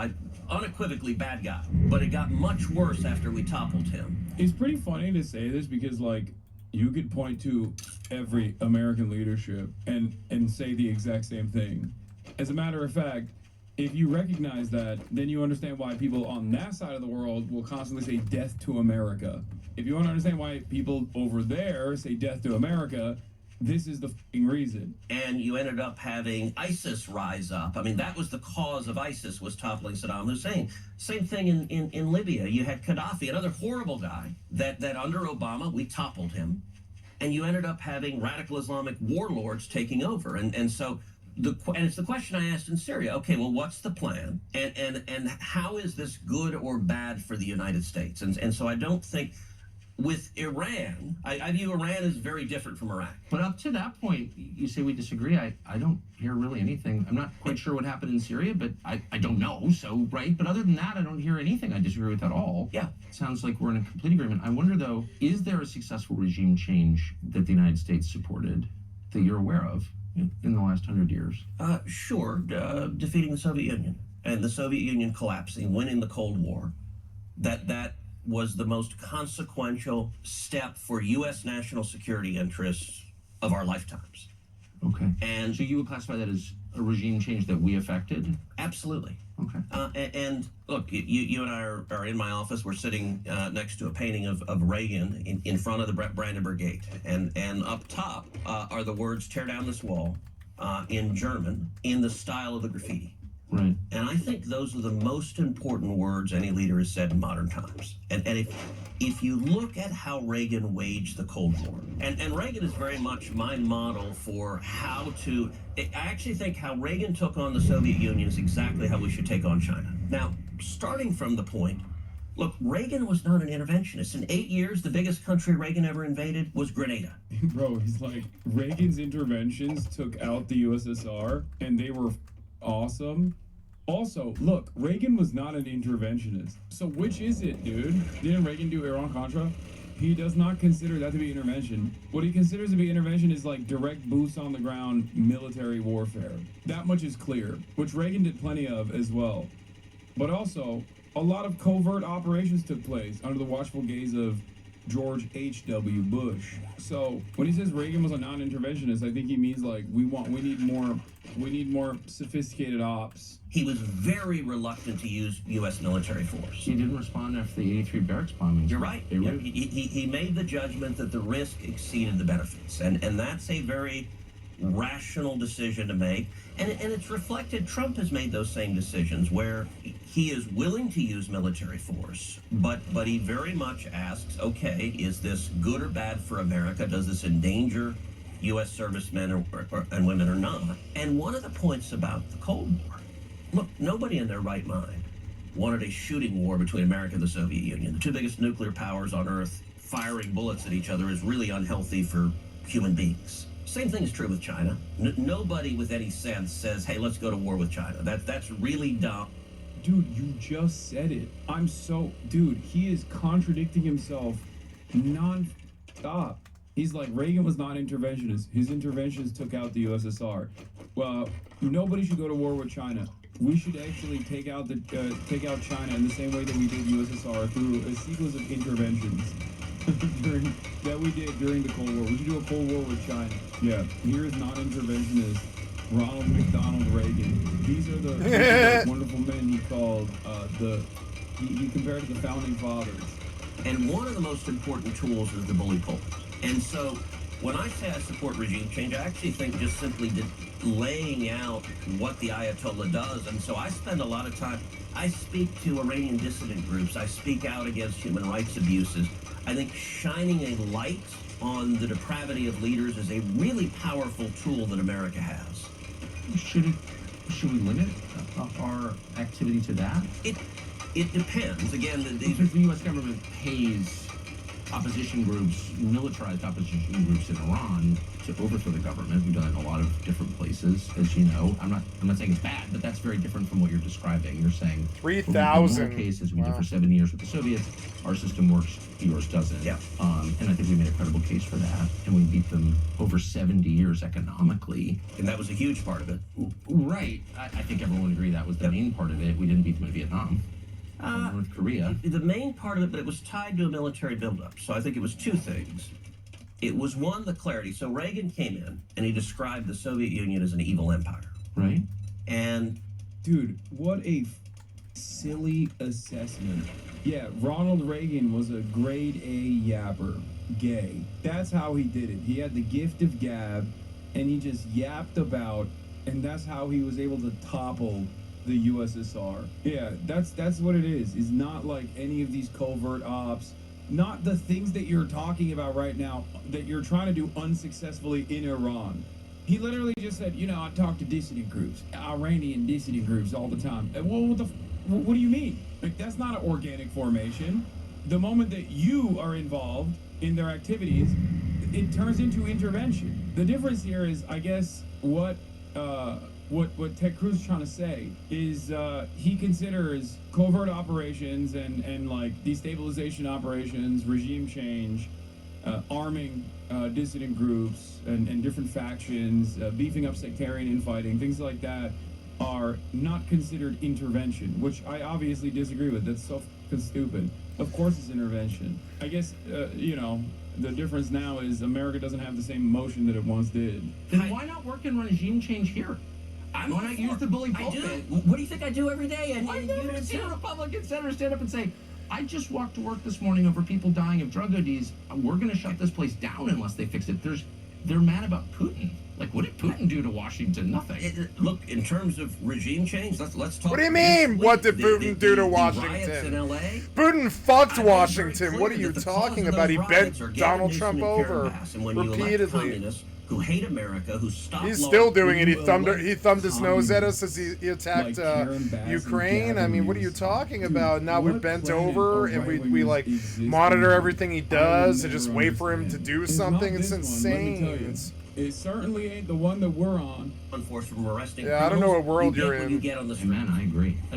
Once again, I couldn't agree with you more. But can you feel the frustration of people, including your voters, every American, at the emphasis on foreign countries and the threat we supposedly face, a lot of which is fake, obviously, over the kind of slowly unfolding tragedy of what's happening to our country? The dollars spent, the aid packages to Ukraine to pay the retirement of civil servants in a country that we have nothing to do with. The endless support for Israel, very expensive.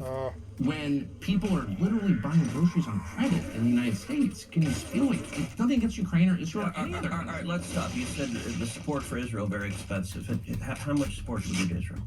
Well, you tell me. Vote for it. Yeah, it's about $3 billion a year. Is the military system. $300 billion in the past 80 years, and a severe increase under the Biden administration that has only continued under the Trump administration. The United States government actually is responsible for 70% of all of Israel's offensive and defensive capabilities. 70%. And I think Biden's package was around like 18 billion, and Trump is slated to hit another 18 billion. Israel also has safety nets that Americans don't have, and part of that is because they don't have to waste money on defending themselves and also blowing up everyone else around in the process. It's fantastic. Wonderful that they get to have social safety nets, but we don't.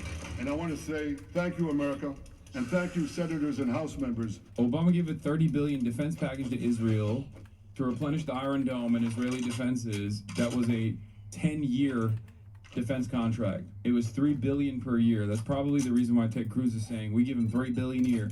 Biden, in a matter of 1 year, gave $18 billion since October 7. The idea that we're only giving Israel $3 billion a year, as though that's something to write, as though that's nothing. By the way, he's like, just $3 billion.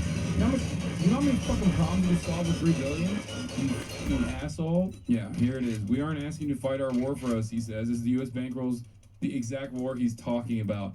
The U.S. has given Israel over $250 billion in military aid. That's why it's such a joke when Elon Musk was like, we're gonna cut government spending.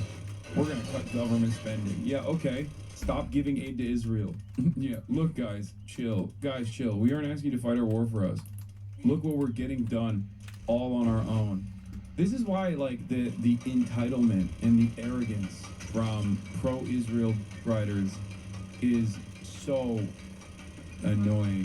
Here is the, From Iron Dome to F-15s, U.S. provides 70% of Israel's war costs. A report by Brown University's Wasson Institute reveals that since the beginning of the war, the U.S. has spent more than $22 billion on military aid to Israel, from weapons and equipment to the deployment of aircraft carriers. Israel receives more U.S. military aid than any other country and is uniquely able to use that funding to spend on domestic goods. Israel finds it easy to engage in and expand endless wars because some other suckers are always picking up the tab. We Americans are the suckers. America first to get the bill. So what is it costing the support of the bombing campaign to protect Israel right now? from Iran. So I don't know right now, but I'll tell you this.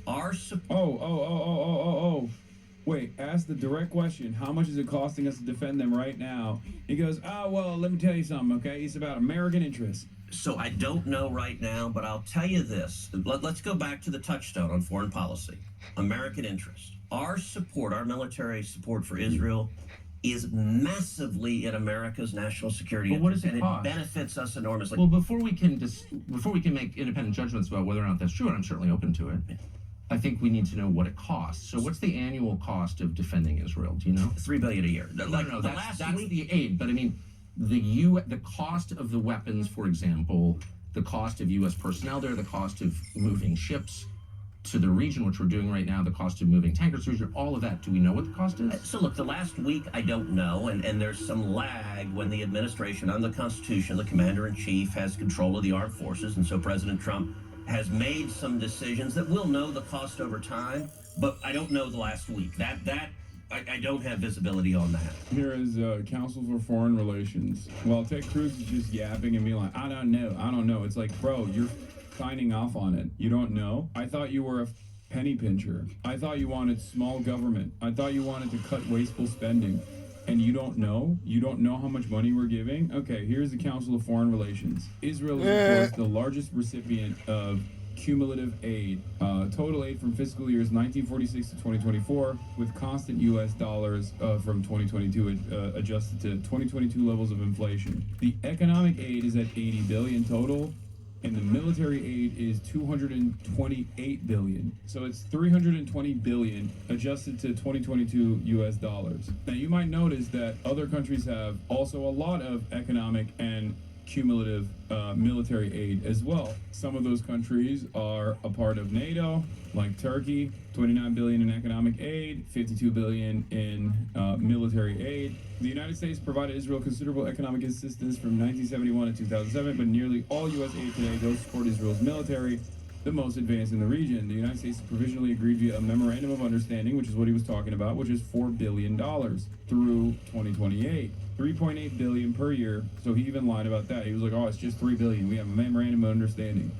Since the start of Israel's war with Hamas on October 7, the United States has enacted legislation providing at least $12.5 billion in direct military aid to Israel, which includes a $3.8 billion from a bill in March 2024 and $8.7 billion from a supplemental appropriations act in April 2024. That was branded. Other analysts, Linda J. Blimes, William D. Hartung, and Stephen Semler from Brown University, reported that Israel has received $17.9 billion in U.S. military aid during this period, a figure that additionally accounts for the cost of U.S. Defense Department replenishing the stock of weapons provided to Israel. There are blips in U.S. military aid, 1974, 1976, 1979, and then additional blips in 2000, and then also 2003. But this is a whopping preliminary amount for the fiscal year of 2024. That number increased, by the way. There have been months and months of additional aid to Israel as well, including the missiles that we send so that Israel can have defense. I would even factor in Egypt and I guess this doesn't like showcase Saudi Arabia or Jordan in this, but Jordan, Egypt, the weapons that we give to those countries, they also factor into aid against Israel, or aid for Israel, Egypt especially. The reason why I say Egypt is a vassal state, when you see, for example, when you see images of Egyptian police apprehending people that are trying to do a peaceful march to the Rafah border, and dumb Zionist accounts are like, look, the Egyptians have had it with these stupid Western leftists. This is the reason. This is why, because it's a vassal state. Most of the aid, approximately $3.3 billion a year. Oh, here it is. Saudi Arabia, $164 billion in U.S. arms sales. Also in defense of Israel, for the record, just so you understand. Saudi Arabia has been a top recipient of U.S. arms sales to the tune of $164 billion. That is also to defend Israel. Same with Egypt. One could even make the argument for Qatar, and definitely for UAE. They use it on Yemen. They use it on their, they take some of these weapons and then supply, like with the case of UAE, some of those weapons that we're supplying to the UAE some of them that we're selling to the UAE, go directly into the hands of the Rapid Support Forces in Sudan. You know how like stupid, dumb genocide defenders will be like, why do you not care about Sudan? Well, there it is. Here's the mention of Sudan. Another genocide being conducted by America and American allies. Additionally, 500 million years slated for Israeli and joint U.S.-Israeli missile defense programs, in which the two countries collaborate on the research, development, and production of these systems used by Israel, including the Iron Dome, David Sling, and Arrow 2. Iron Dome was solely developed by Israel, but the United States has been a production partner since 2014. For instance, the U.S. military contractor Raytheon manufactures the Tamir interceptor missiles for Israel's Iron Dome at its facilities in Arizona. Are there any conditions or restrictions attached to the aid? Transfer of U.S. military equipment to Israel, as to other foreign governments, are subject to relevant U.S. and international laws, would be something I would say if I was a stupid person. Because, no, of course we don't have any conditions or restrictions attached to the aid and the weapons that we send to Israel. That much is clear from the previous government and also the current one, clearly. As a matter of fact, I wouldn't say that we have any restrictions for any weapons that we sell to any of these other countries, considering that Saudi Arabia is the largest recipient of U.S. arms sales, and those weapons ended up in the hands of literal Al-Qaeda militants in Yemen. I will repeat that one more time. The weapons that Donald Trump was selling to Saudi Arabia so that they can use those weapons in Yemen were ending up in the hands of Al-Qaeda militants. How did that happen? Let's get back to the interview. But let me make a point. We get massive benefits from Israel. Israel shares the Mossad is one of the best intelligence sources on the planet. The enemies of Israel, the people who hate Israel, they all hate us. It's almost a perfect overlap. And so if we tried to recreate, if we're just trying to defend America, we tried to recreate the national security benefits of our alliance. Bro, this is literally Joe Biden's famous take. If Israel didn't exist, we would make one. This is identical. What? Were there not an Israel, the United States of America would have to invent an Israel to protect her interest in the region. The United States would have to go out and invent an Israel. Yet another glaringly obvious example of the uniparty position that the American politicians have with respect to Israel and with respect to American foreign policy, which Israel plays a formative role in. There it is. He is verbatim repeating the Brandon position. With Israel, it would cost, I don't know, $30 billion, $300 billion. So can you elaborate? And again, I'm going into this as someone who's always liked Israel and still does. But I also think at this point, given where we are, it's fair to ask rational questions about what the benefits are. Good. So does Mossad share all of its intelligence with us? Oh, probably not, but they share a lot. We don't share all of our intelligence with them, but we share a lot. It's a close alliance. Do they spy domestically in the United States? Oh, they probably do, and we do as well. What do you mean probably? They absolutely do. You mean probably, bitch? You know that they do. You Everybody know that does. They do. What do you mean? Palantir sells it to them. Oh my god, so. Palantir full-blown sells it Friends to and them. allies spy on each other, and I assume all of our allies spy on us. That's okay with you? You know what? One of the things about being a conservative is that you're not naive and utopian. What? You don't think humans are all... Part of the reason socialism doesn't work is the mantra from each according to his abilities to each according to his needs doesn't work. As a conservative, I assume people act in their rational self-interest. So it's conservative to pay people to spy on you? It's conservative to recognize that human beings act in their own self-interest, and every one of our friends spies on us. I just want to know if that's okay, and why is it okay? Wouldn't an American lawmaker say to a client state, you're not allowed to spy on us? I'm sorry, I know why you want to. I'm not mad at you, but you're not allowed to. Sure. And I don't care for it. I don't want to be spied on by you. It's kind of weird not to say that, but you don't seem able to say that. Sure, I would say don't spy on us. They're going to anyway. And by the way, the Brits are, the Canadians are. Like, I don't think... Well, I'm not for that at all. I think it's disgusting, but we don't... Palantir sells it to them. We're not sort of paying for the operations of the British government. So I government. gotta say, and this is... it's weird. We're talking about isolationists, the obsession with Israel. Why is Israel... Well, I don't think I'm obsessed with Israel. Okay, but I think a lot of people are, and like the question, Israel spies... Bro, straight up, Israel is at the heart of so many contradictions that it bricks every politician. Liberal, Democrat, conservative, Republican It's alike. true. You start That is scratching the surface of the fealty and loyalty that American politicians demonstrate towards Israel, and the allowance that the American government gives Israel to do a bunch of shit, and you start talking about like, why are they allowed to be this favored client state, and they just brick their brain short circuits.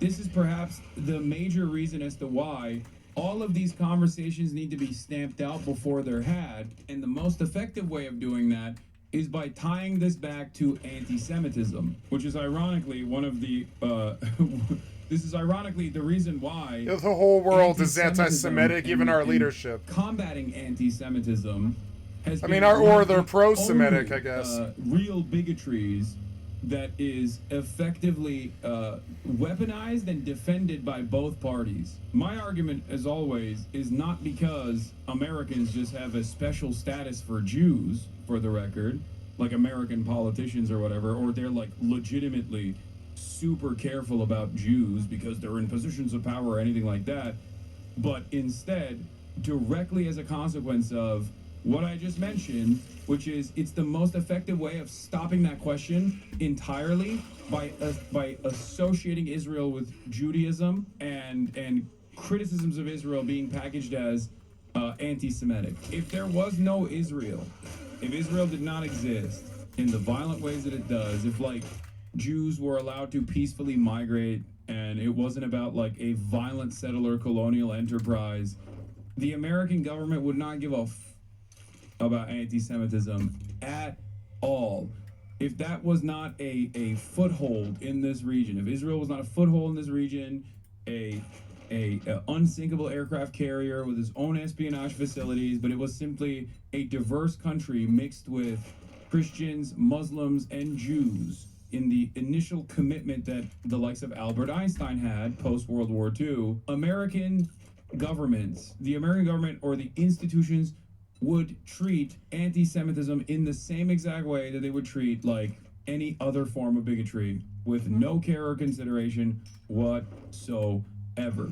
That's why there's no comparison between any other real bigotry, because anti-Semitism is a real bigotry, right? It has caused historically tremendous harm to Jewish people, from pogroms to the Holocaust. The reason why it has so much institutional power as opposed to any other kind of bigotry, and it's like also defended by Republicans and Democrats alike, is because of how it is used in modern American political discourse as a stopgap measure to stop people dead in their tracks from ever investigating why America's foreign policy relies on Israel and why Israel gets to do all of these ridiculous things and why American politicians don't say anything about it. Well, so does every other country. Why are you mad at Israel? I guess. Oh no. I'm hardly the one who's. I've never taken money from the Israel lobby. Have you?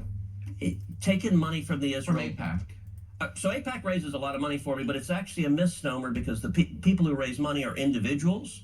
Right. So it's not the PAC itself, but they're individual members. Oh shit, my bad, bro. Didn't realize AIPAC wasn't the Israel lobby. What's the I stand for? Istanbul? Is that what the I in AIPAC stands for? The American Istanbul Pact? The I stands for, I don't know. No, the I stands for Islam, actually. The I stands for Iran. The American Iranian Pact.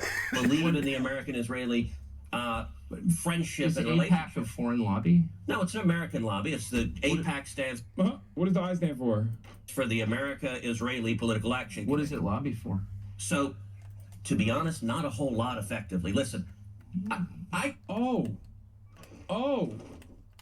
dude, what? That's crazy. Oh, okay. Thanks, Ted. To be honest, and then saying the most dishonest thing you could say. I'm not Mr. The AIPAC lobby is dominating America, okay? But to act as though social conditioning baked into so many of these institutions that literally create the reinforce the notion that like Israel has to be violent, Israel has to be militant, you have to defend Israel. It's a phenomenally important part of American foreign policy. Israel's the most moral nation, all this stuff. That plays a big role, but also the notion that like AIPAC doesn't play a formative role and they gave Ted Cruz millions of dollars for no reason other than because they thought he was hot is so stupid. I came into Congress 13 years ago with the stated intention of being the leading defender of Israel in the United States Senate. Right. And I've worked every day to do that. AIPAC, a lot of times, AIPAC, I wish were much more effective. Like, there are folks online who are in the fever swamp of terrified of AIPAC, and AIPAC... I'm not terrified of AIPAC at all. You're the one who seems a little uncomfortable when I'm asking. No, not uncomfortable at all. I'm just asking what AIPAC does. My understanding, having known a lot of people who work at AIPAC, is that it lobbies on behalf of the Israeli government. Wrong. Oh, okay. It's when was the last time AIPAC took a position that deviated from Prime Minister Netanyahu? All the time. Name one. Okay. Let me go back and give a little history. Do you want to do a deep dive on AIPAC? I don't. I want to do a shallow dive that gets... No. I want to get to the core question. AIPAC is lobbying for a foreign government. God damn it. I hate that he's the guy who gets I know, to do me this. too. I It makes hate me it, 'cause so he is angry. a Fuck white these guys. nationalist piece of shit. I hate that he gets to do this. It sucks so bad. Yeah, me Are too. there no Why does this guy get to do American this? commentators out there in That mainstream have, media? like, brains. Really? Yeah. You're ceding territory to Tucker Carlson. I feel like he's back at Fox News and I'm screaming. It's 2016, 2017 again, and I'm screaming about how economic populism is a very effective way to galvanize the masses, and if the only mainstream source that is stating an economic policy, an economic populist policy, is a white nationalist, then a lot of people are going to associate the Republican Party and MAGA with economic populist policies. I've done so much work on this. I've written extensively on this shit since 2016. And yet again, here's Tucker Carlson, once again taking a 80-20 issue that no goddamn Democrat, no goddamn liberal in any mainstream outlet is entertaining and making it his own. And it's not. It's lobbying for the United States. It is lobbying for a strong U.S.-Israeli relationship. Okay. So it's not has nothing to do with the foreign government. It wants America and Israel to be closely aligned. Okay. Yeah, in Ted Cruz America, you're not allowed to ask questions about the policies of the Israeli state. Hold on, this is another take. I hate the New York Times so much for being so dogshit and complicit that now Tucker Carlson is laughing them. Just imagine how acquiescent a sit-down interview with Ted Cruz and literally anyone at the New York Times would be. Trump calls for Iran's unconditional surrender and threatens the supreme leader. The decision to launch a full-on attack on Iran would be in the gray area between the president's powers as commander-in-chief and the Constitution's mandate that only Congress can declare war. Why would that be in the gray area? It is quite literally unconstitutional. Fuck. But it's lobbying on behalf of the interests of another country. So that's not true at all. And if you... Not true. No. Just say they're American Jews, you dumbass. Oh my God. Be like, no, these are actually backed by American Jews. They happen to also want America to have a important role in Israel's policies. Just say that. That's the... Did you forget what the defense is? You haven't even... Like, how? How are you so ill-equipped that I can do a better job of defending the relationship between AIPAC and why it doesn't have a FARA designation than you do? You're the fucking senator got $2 million from them. The only thing that the Israel lobby has done for me is hunt me down and try to get me arrested and potentially blackballed from every media outlet and take away my revenue. Fuck! Just say it's American Jews. American Jews are funding it, so that's why it's not foreign. Are you saying that Jews are foreign, Tucker? Are you being anti-Semitic, Tucker? That's what you're supposed to say. You're supposed to say that. You idiot. God damn, he's so stupid. It blows my mind. This guy went to Yale, dude. He can't even. This guy went to Yale. Why AIPAC exists? That guy went to Yale. Not Yale. That Princeton guy went to and Harvard. Yale. How do you go to Princeton and Harvard, wherever school he went to? How is that possible? How are you being this bad at your job? And how much contact do you think AIPAC leaders have with the government of Israel? No idea. I imagine some. I think the government of Israel is often frustrated with AIPAC. Do you think there's AIPAC's not nearly strong enough? Do you think there's any coordination between the government of Israel and AIPAC? Tucker knows the answer to these questions are yes, by the way. He's just asking these questions so he can catch Ted Cruz in a lie, for the record. He is doing, and I hate to admit this, very good journalism. This is how you're supposed to conduct an adversarial interview. Oh my God, why is Tucker Carlson doing good journalism on this issue? Oh my God, I hate everyone so much. I hate the American media apparatus that is so servile, that is so cut. Oh my Lord. Do they talk? Sure. If you're lobbying for more U.S.-Mexico trade, would you talk to people in the U.S. and Mexico and the government? Sure. Like if... So I'm not mad about that. There are a million countries that lobby Washington. Yeah, Netanyahu has nothing to do with AIPAC, except for when he addresses AIPAC's annual summit, or except when prominent figures within AIPAC that work in the organizational side of AIPAC have also worked for Israeli government positions, for example, which, by the way, is a direct violation and immediately demands that AIPAC be registered as a foreign agent. But of course, God forbid you say that. By the way, being registered as a foreign agent is not even going to stop Israel's influence here. It's just that, you know, there will be some restrictions and better documentation of what kind of lobbying efforts are implemented, but we can't even get that in this goddamn country. Washington, I like a lot of those countries, including Israel. But AIPAC are Americans, But they're not hold Israelis. on. There are tons of Americans who lobby on behalf of foreign governments. I know them. I'm related to some of them. I know how it works. I'm from here. So my question is not, is it outrageous that foreign governments lobby the United States? They all do, okay, including Israel. My only question is, why don't we admit that is what's happening? You're denying it, but it's true. Yeah, and but why because aren't what they, you're saying is false. Why aren't they registered as a foreign lobby? Because they're not. Tucker's like, I know there's plenty of Americans that lobby for foreign governments. I am one of them. He's like, I'm one of them. Did you not see my interview with Vladimir Putin?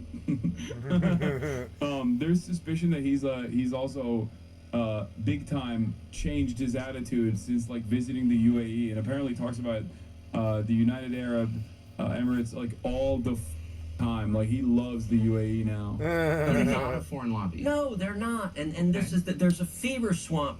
Look, it's not a fever swamp. Yeah, Ted Cruz won't say he's funded by Qatar, for the record. Ted Cruz will say he's funded by Qatar because Qatar is like the scary one. He won't say UAE because UAE is an ally. Qatar is also an ally, but at least Qatar is like seen as like a scary because of their neutrality position. Swamp, these are very reasonable questions, and you've accused me of being obsessed with Israel, which I'm not. I actually haven't. I've said and being isolationist feverish are. about it, which I'm not at all. I find it's a very tender spot when you ask it, and I don't know why. So, Tucker, all right, let's go back. I'm also funded. The Piker Broadcasting Service is funded by you, the viewers. Also, many of you are from Qatar, the glorious nation of Qatar, a nation that withstood tremendous attacks from the not-so-glorious Kingdom of Saudi Arabia and UAE in joint operations. Qatar will rise up. Qatar will defend itself. Qatar also happens to have the largest U.S. base in the region. All glory to Qatar. Oh, Tucker also interviewed the dude from Qatar. I forget who it was. I was first elected to the Senate in 2012. I came in Obama's second term. And I actually saw AIPAC be badly wounded in a way they never came back from. And the second term is what Obama did, the Iran nuclear deal. And the Iran nuclear deal, I think, was catastrophic. And AIPAC went all in lobbying against it. Yeah. And they failed. And I was the leading opponent of the Iran nuclear. Oh, I know. They definitely failed, yes. They failed, and what happened, the Obama White House told every Democrat bipartisan support for Israel. That has largely disappeared. And it's the Obama nuclear deal that caused it, because the Obama White House told every Democrat, pick. You either stand with Israel, or you're a Democrat and you stand with the Obama White House. And almost every single Democrat member of Congress said, I'm a Democrat first, to hell with Israel. And then I watched as AIPAC, every one of those Democrats got reelected, and AIPAC did nothing about it. And it dramatically reduced AIPAC's influence. I agree. I watched it happen. And by the way, I told AIPAC, I said, look, the analogy, if I told AIPAC was supporting a bunch of politicians and cared about the I went over I had a chat with them by the fireside. I told AIPAC. Guns, and the NRA turned around and raised money for the people who voted to confiscate guns. You ever guns. figured that AIPAC might not watch Tucker Carlson, you so fucking idiot? Saying he's a writer for Israel without the money. I don't know a People good, are self-respecting already Jew pro-Second who would Amendment watch unconditionally, Tucker and the NRA fucking gives them Carlson. a decent amount of I don't money. know a It's not the self-respecting actual Jew who would lobby. do He's it. not wrong, for the record. It's a little bit of both. I always say this. These lobbies exist. So did you really not talk for to times EPAC? of no conflict. These lobbies exist to write legislation, so oftentimes quietly, as AIPAC has, where there are anti-BDS laws in numerous states in America. But these lobbies exist in times like right now, when politicians are pressured by the public. I've never known to it was called actually EPAC, but I make knew the Israeli democratic lobby changes. exists. You know, And, I've known and that for a they long choose time. not to because they are one worried about like their opposition being funded, and two, they're worried about their money not coming down the line, and three, they've already developed loyalties to these lobbyists. That is the major role that AIPAC or the NRA plays. Like, for example, there have been numerous instances where there were people demanding action from their politicians in terms of sensible gun control legislation. Post Sandy Hook is a great example of this, where all of these NRA-funded politicians didn't actually respond to the public pressure because they were getting a ton of money from the NRA. That is where the lobbyist groups come into play.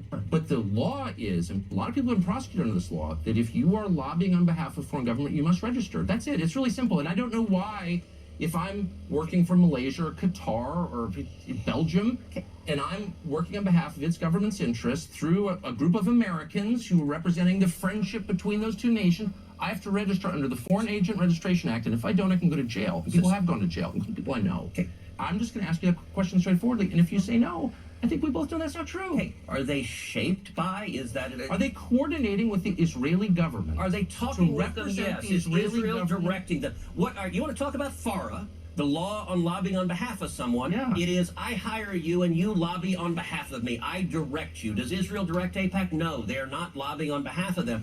Or do they care about them? Yeah. For what it's worth, I don't think AIPAC should register as a foreign agent because AIPAC's problem isn't that they're a direct arm of the Israeli government. The problem is that they exist to destroy any form of questioning against the U.S.'s relationship with an apartheid state. Yeah, I mean that, but also I think, yes, AIPAC should be destroyed. It's like, not register as a foreign agent. It's a lobby. It's just another lobby in But I think it should be America. illegal. I think AIPAC should be Yeah, like it's illegal. just another If America shitty is a lobby in bastion of America. Liberal democracy. Sure, no it form being of Jewish makes it a better lobby that than directly some. contradicts that shit But, exists. like, And before people say, it's "What still about another China?" lobby It in doesn't America. exist, okay, and Americans would literally tell you. Get rid of the exactly why lobby. It doesn't exist, Yep. and they would say that with a fucking straight face and be like, "What do you mean a China lobby? You mean an authoritarian dictatorship like China could lobby our beautiful government?" And it's like, okay, Yes. Well, what about fucking Israel then? By the way, Tucker, it's a very weird thing. It's The just obsession- another lobby in America, and like like I've talked about building a gamer lobby, because honestly, I mean that's not a foreign power. That is gamers. I think that actually is kind of like it actually helps America's kids. I think it's actually something that helps benefit America's kids. So it's like kind of crazy, but but no, like a Russia or Chinese or Israeli lobby in America should be disregarded. Kind of. Is that American? And it's okay. I know why those lobbies exist, but I mean it's an example of why our government is so shitty, though. I mean it is an example of it. The brass and the pipe. Yeah, I'm gonna start being more selective about loot because it's so annoying. No, I don't really want to fuck with this. Just get me out of here.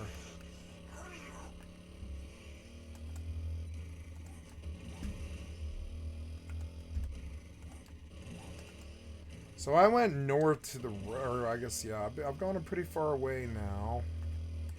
I have to pee rather badly because I drank too much Pepsi too fast and it ran through me. I'll be right back. If I die, I die.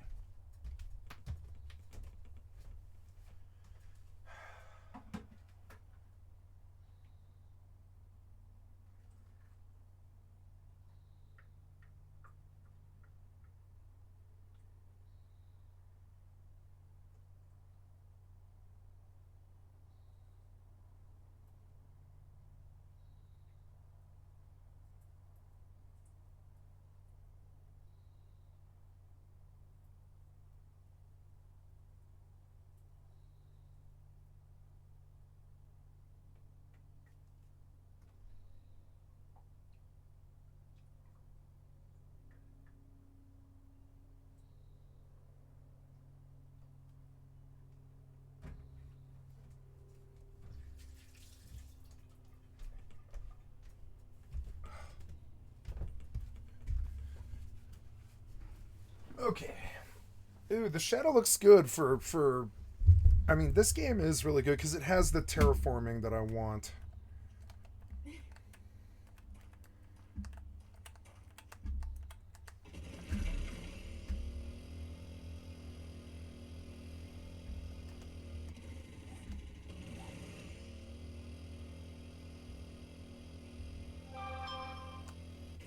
What's this?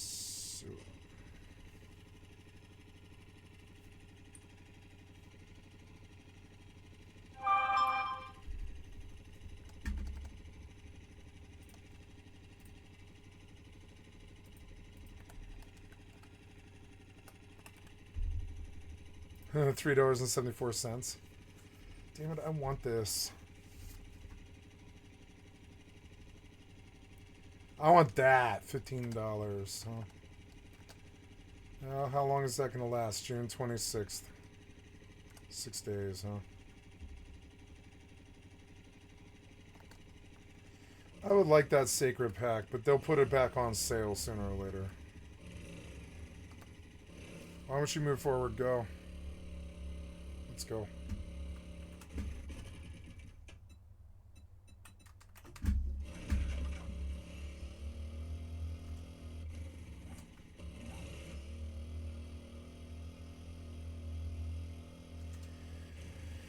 Okay, here we go. This obviously, I don't know. I feel like this obviously has to be where like winter, like snow is, but I don't know how to reach snow. I really don't know. So we're gonna take a northern route up the mountain and walk up the mountain.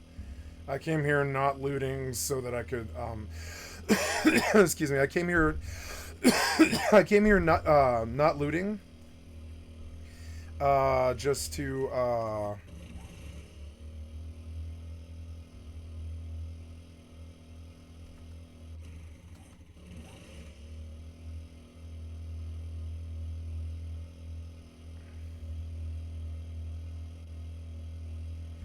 so I could pick up my bike and take the northwestern route through here. This is like a national forest, apparently. But I mean, like, I don't know. I have to go northwest. I mean, I don't know what to do. God damn it, you're annoying.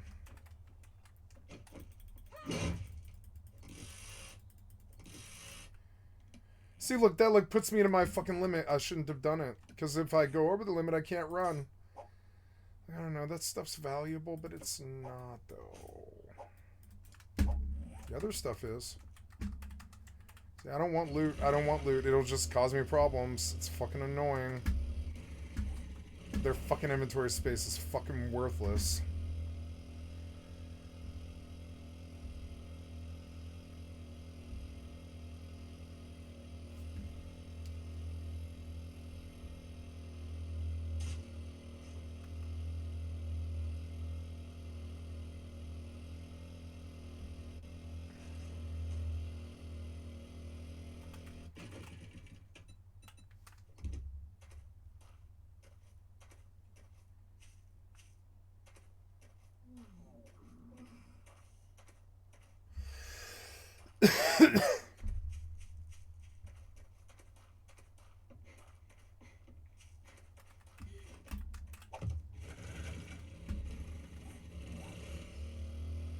Okay, we're up this slope that I've never done before, and we're just gonna ride the fucking mountain northwest. This is so annoying. And it's like a national forest between this and snow. Oh. At least it didn't hurt that bad. This bike seems to be a lot more fit for, like, over mountains and stuff like this than even, like, the motorcycle is, kind of. I think the motorcycle's got more speed, but this thing's better for going up and down hills, actually, I think.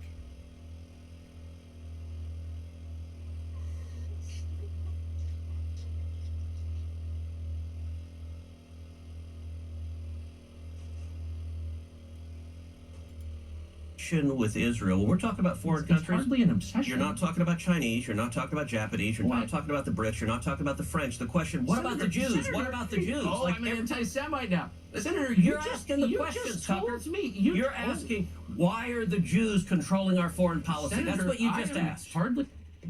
Oh my God. They're like little This girls. is amazing. He just. They're like little girls. And hard J. He hit that so hard. Oh, you anti-Semite. Petulant little girls. Oh, wow. You think Jews control the media, huh, Tucker? What's next? You gonna tell me about all the Jews in executive positions in the media too, Tucker? It's like, dude, he's not. Normally, under different circumstances, he might say that because I do think he's anti-Semitic.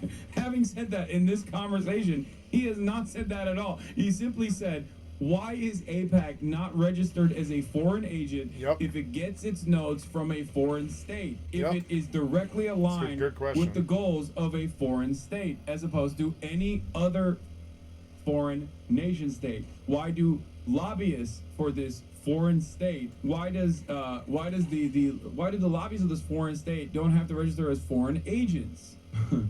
Say Am Israel High, Tucker. I feel like you haven't said your Am Israel Highs this morning, sir.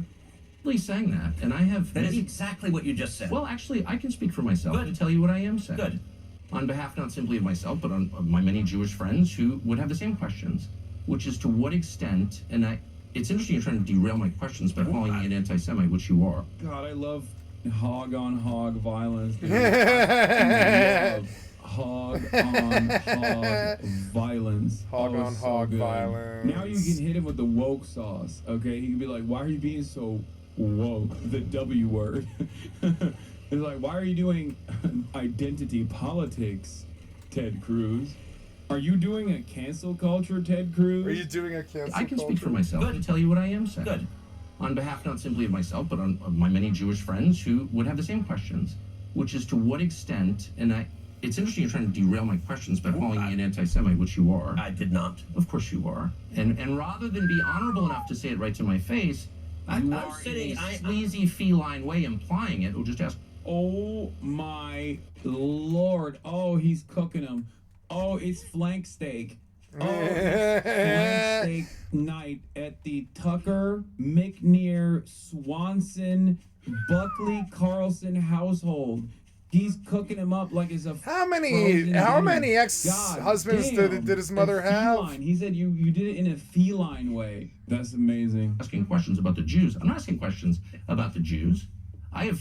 There's nothing to do with Jews or Judaism. It has to do with a foreign government. Isn't Israel controlling our This foreign has policy? nothing That's to not do about the with Jews. You said, I'm asking And by the way, you're the one that just called me, I think, a sleazy feline. So let's be clear. It's sleazy to imply that I'm an anti-Semite, which you just did. No, I just said, why is that the only question you're asking? You answer it. Give me another reason. If you're not an anti-Semite, give me another reason why the obsession is Israel.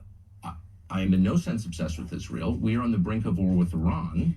And so these are valid questions. But you're not asking about Iran or the if I can Ayatollah. finish, you asked me why I'm obsessed with Israel. Yep. 3 minutes after telling me that when you first ran for Congress, you elucidated one of your main goals, which is to defend Israel. Yes. And I'm the one who's... God, it's such a perfect distillation of all things wrong with America. It's such a perfect counter to everything. It's like all of these right-wing guys who will be like, I hate woke culture, they turn into a hysterical SJW the moment that they have to defend Israel. They'll say, oh, I hate foreign governments controlling or trying to control America. They immediately are like, well, no, Israel's different. Israel's different. They talk about how they hate censorship. Oh, well, Israel's different. We have to do censorship. Like, that's it. It's such a perfect example because Israel's different. It's in this weird space where it is both America and not America at the same time. But ironically Israel's enough, a special even case. Israel was legally considered a de facto or legally considered a part of the United States. If any politician spent this much time defending its interests, like North Dakota, especially if they're not even from North Dakota, you would look at them like they're psychotic. You'd be like, what do you mean? What? Excuse me, sir. Have you planned on traveling to North Dakota after becoming the mayor of New York? Like any other state, Say it about New Jersey, and people will look at you funny. They'll be like, "What do you mean?" Like, can you imagine? The New York mayoral primaries are taking place, and and someone's like, "Excuse me, if you don't go to Piscataway, you are literally anti-Jersey behavior. You're demonstrating anti-Jersey behavior. That's totally f***ed up." It'd be like, that's the most insane thing anyone's ever said. Like, what do you mean? What? Does New Jersey have a right to exist? Obsessed with Israel. I don't see a lawmaker's job as defending the interests of a foreign government, period. Any government, including the ones that my ancestors come from. So that's my position. That does not make me an anti-Semite. And shame on you for suggesting otherwise, and I mean that. And that's low, and you know it's low. So why don't you just answer my questions I'll in a answer any straightforward, question you'd rational like. way? You certainly have the IQ to do it. So, shame on you is cute, by the way, Tucker. It is. It's not cute. I'm offended. I'm obsessed with the Jews. You just told me You that just called me a ran- sleazy feline. It is sleazy to imply that I'm an anti-Semite for asking questions about how my government You is want to run. count how many questions you asked about? What about the Jews? What about Israel? What about I AIPAC? never asked about the Jews. Yeah, that's the other side. He ain't never, like, under different circumstances, maybe Tucker does make implications. He's too smart of a propagandist to, like, reveal his true position. This is one of the things that he's always done very well. That's why I used to consider him one of the most dangerous threats to American future as a very successful fascist propagandist. He is a pro at taking white nationalist, anti-Semitic, anti-black, anti-brown narratives and spinning it, twisting it in a framework that is fairly defensible. And in this situation, he didn't say Jews at all. He didn't say that at all.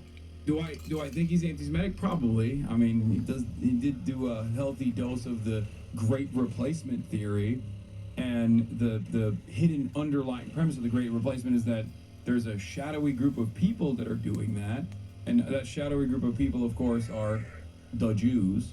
There is a reason to assume that the shadowy group of people is not the Jews. He's not doing that right now. It's the white He's man. not doing that at all. He's not saying anything that is even remotely anti-Semitic. Jews. I have.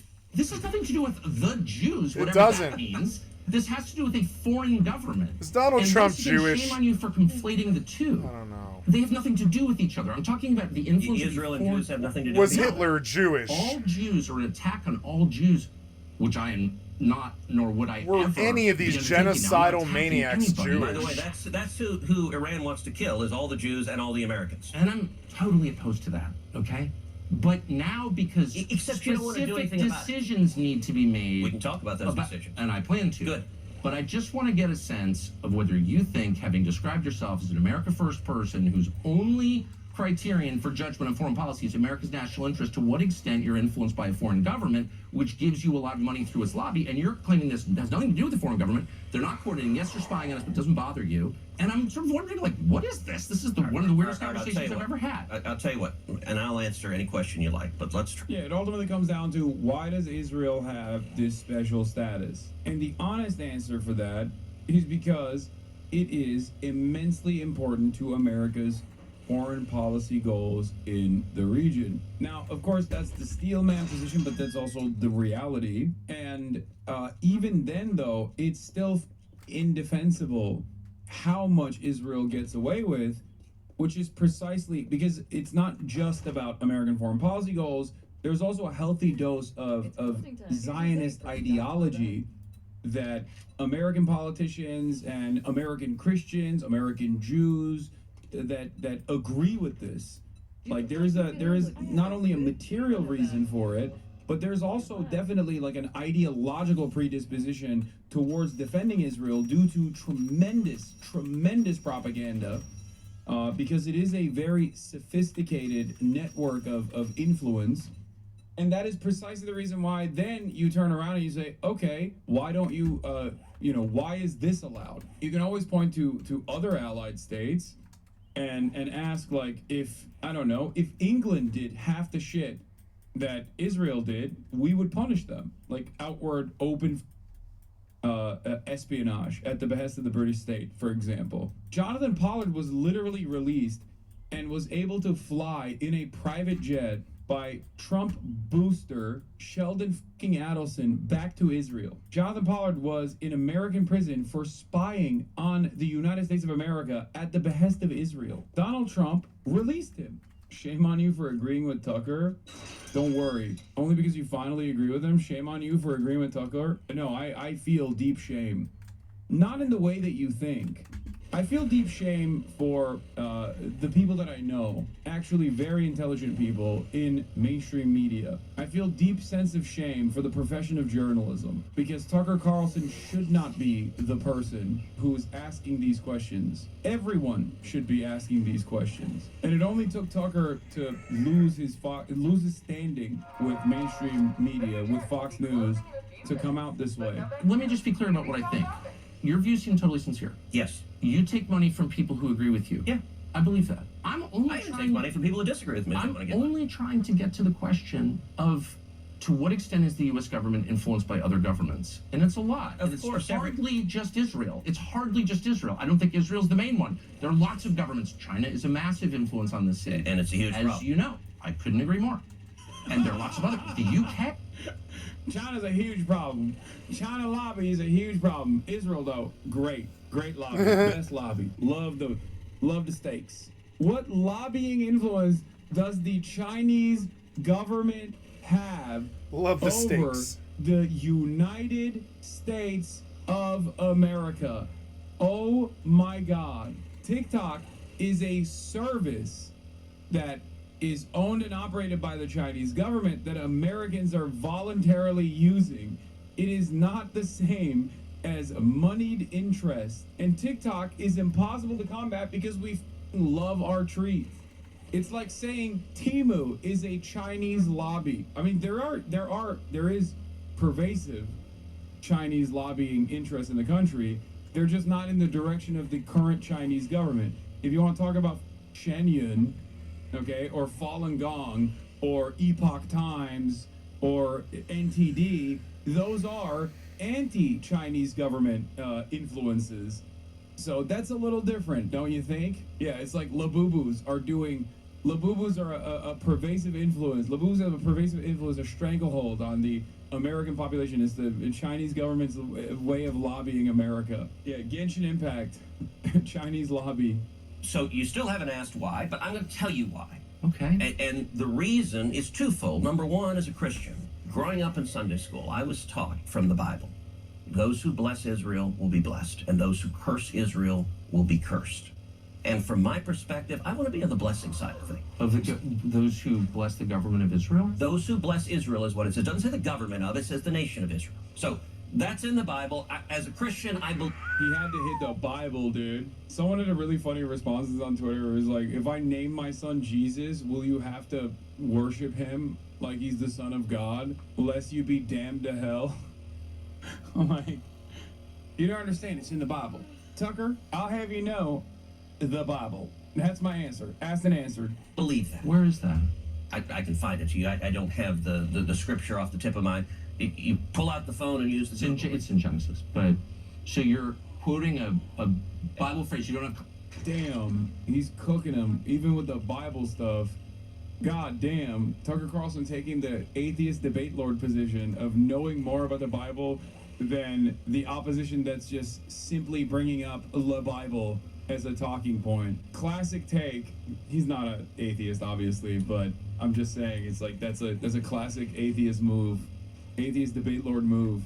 Context for it, you don't know where in the Bible it is, but that's like your theology. It's Bible maxing. Theology? I'm confused. What does that even mean? Tucker, I'm a Christian. I want to know what you're talking about. Okay. Where does my support for Israel come from? Number one, because biblically we're commanded to support Israel. But number two, hold on. I'm not holding up. Biblically commanded to support Israel. And I'm a Christian. I am allowed to weigh in on this. We are commanded as Christians to support the government of Israel? We are commanded to support Israel. And what does that mean, Israel? We're told those who bless Israel will be blessed. But what? The country of Israel. This is important. Are you kidding? This All majority Jews. Christian country. Define Israel? Do you not know what Israel is? That would be the country you've asked like 49 questions about. So that's what Genesis, that's what God is talking about. The nation of Israel, yes.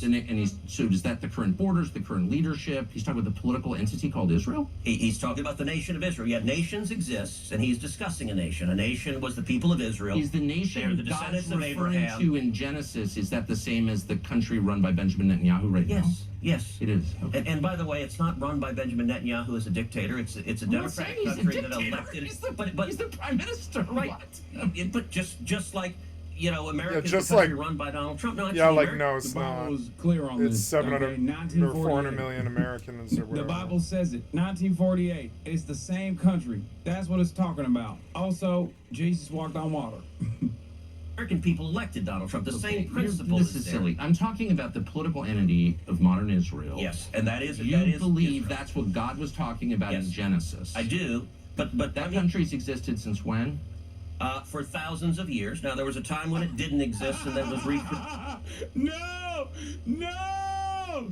Oh, God, I'm enjoying this too much. That's crazy. No, this is wrong. It feels f***ed up. It's like the worst piece of shit you know, dunking on an even greater piece of shit. Oh, I hate this. Oh, it feels f***ed up. It feels a little f***ed up. It's just, I should not be deriving this much satisfaction because I know, like, both of these guys are evil. You know what I mean? I feel so dirty enjoying this process so much. God damn, Tucker is twisting him like a fucking pretzel. Oh, God. Oh, my God. He is just fucking whipping him around. created just over 70 No, but years. I'm saying, Dude, every unk in Malaysia is going to be doing replays of this. They're all diehard Tucker fans now. I'm telling you. Like, all the Jackson Hinkle fans that live in, like, Bangladesh, they are now diehard Fedayeen for Tucker Carlson. 3 Muslim uncles sent me this. Oh, yeah. Oh, this is going crazy 3 on Muslim the uncles sent me Muslim this. uncle space. Clips from this fucking back and forth is going crazy in every WhatsApp chat. I'm a Bangladeshi unk and I'm sold already. Okay, make no mistake. Tucker Carlson would destroy you. He would sanction off your death and destruction. If you are an unk in Malaysia, Indonesia, Bangladesh, I'm telling you right now, Tucker Carlson would actively celebrate Wait, your if this is demise. Cole, He is not then I don't have dead. to go to He's a Snow. foe. Right now, he's cooking. I think most people understand that line in Genesis to refer to the Jewish people, God's chosen people. That's not what it says. Okay, Israel, but you don't even know where in the Bible it is. So I don't know if we can. I don't remember the scriptural citation. But Okay, I keep 16 or something like that. But yes, it's in the earlier part of the book. But the point is, all right, Tucker, you keep it's a interrupting me little- before I No, finish it's my just sentence. important to know what you're talking about. I don't know what you're. So you're saying as a Christian, if I believe in Jesus, I have to support the modern state of Israel. No, I'm not saying that. I'm explaining for me what my vote. your weird phallocitical arguments fucking piss me Okay, off. so I'm just trying to understand. You said God tells you to support the modern You're state red of Israel herrings. in the Bible, in some place in the Bible that you heard about, but you don't know where it is. That's your theology? You're going back. Am I a sleazy feline again? I mean, If you don't accuse me be of so- anti-Semitism again, I will say that, but I don't think you will. Try to be a little less condescending. I'm trying to have a conversation. Condescending. You're throwing this stuff out, and it's my job to figure out what you're talking about. Okay, but I don't understand. But you're not letting me. Okay. I'm sorry. I want to be polite. Jew here, when the Bible refers to his people Israel, we were taught that this is referring to the Jewish people, not a political entity established in the 1940s. Thank you for your time. Yeah, tell that to Ted Cruz. It's like, no, you don't understand. The Bible said Israel has to be in apartheid. The Bible said they have to be there and they have to have nukes.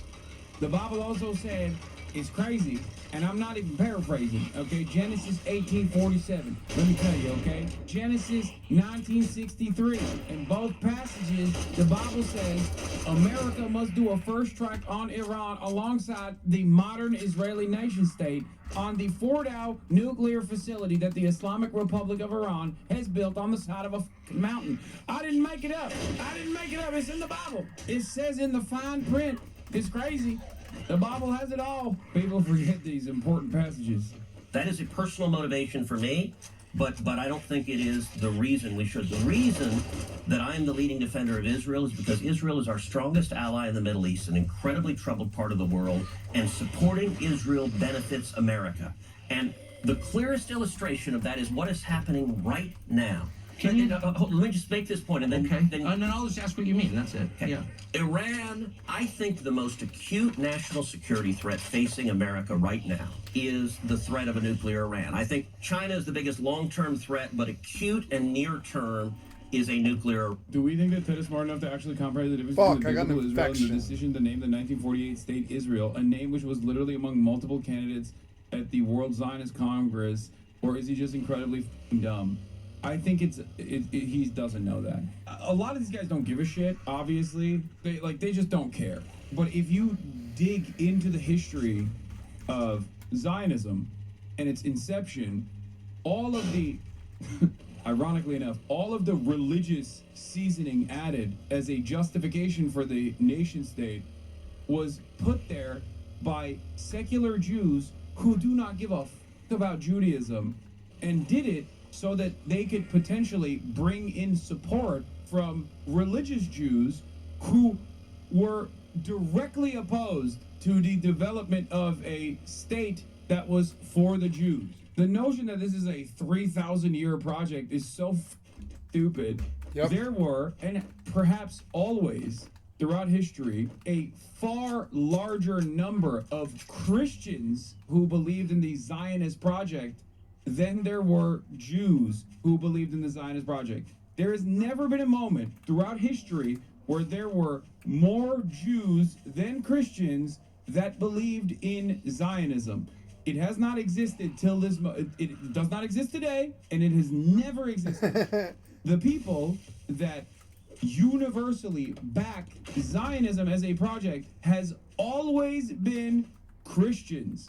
Overwhelmingly. You could say there are more Jews that believe in Zionism as opposed to Jews that don't believe in Zionism in comparison to Christians that believe in Zionism as opposed to Christians that don't. Fair. I don't know what the percentage breakdown would look like within Christianity, but by totality, by numbers, there has never been a fucking moment on the history of this planet from the inception of Israel or the inception of the Zionist project at the behest of developing a nation state for Jewish people, okay, from Theodore Herzl onwards until this very moment, there's never been a moment where there were more Jews that were Zionists than Christians. But our different religions, it doesn't matter. The purpose is the same. The purpose has always been the same. Zionism in and of itself, with all of the religious associations, was completely concocted by motherfuckers who don't believe in that shit at all. There's no, like, Theodore Herzl is secular and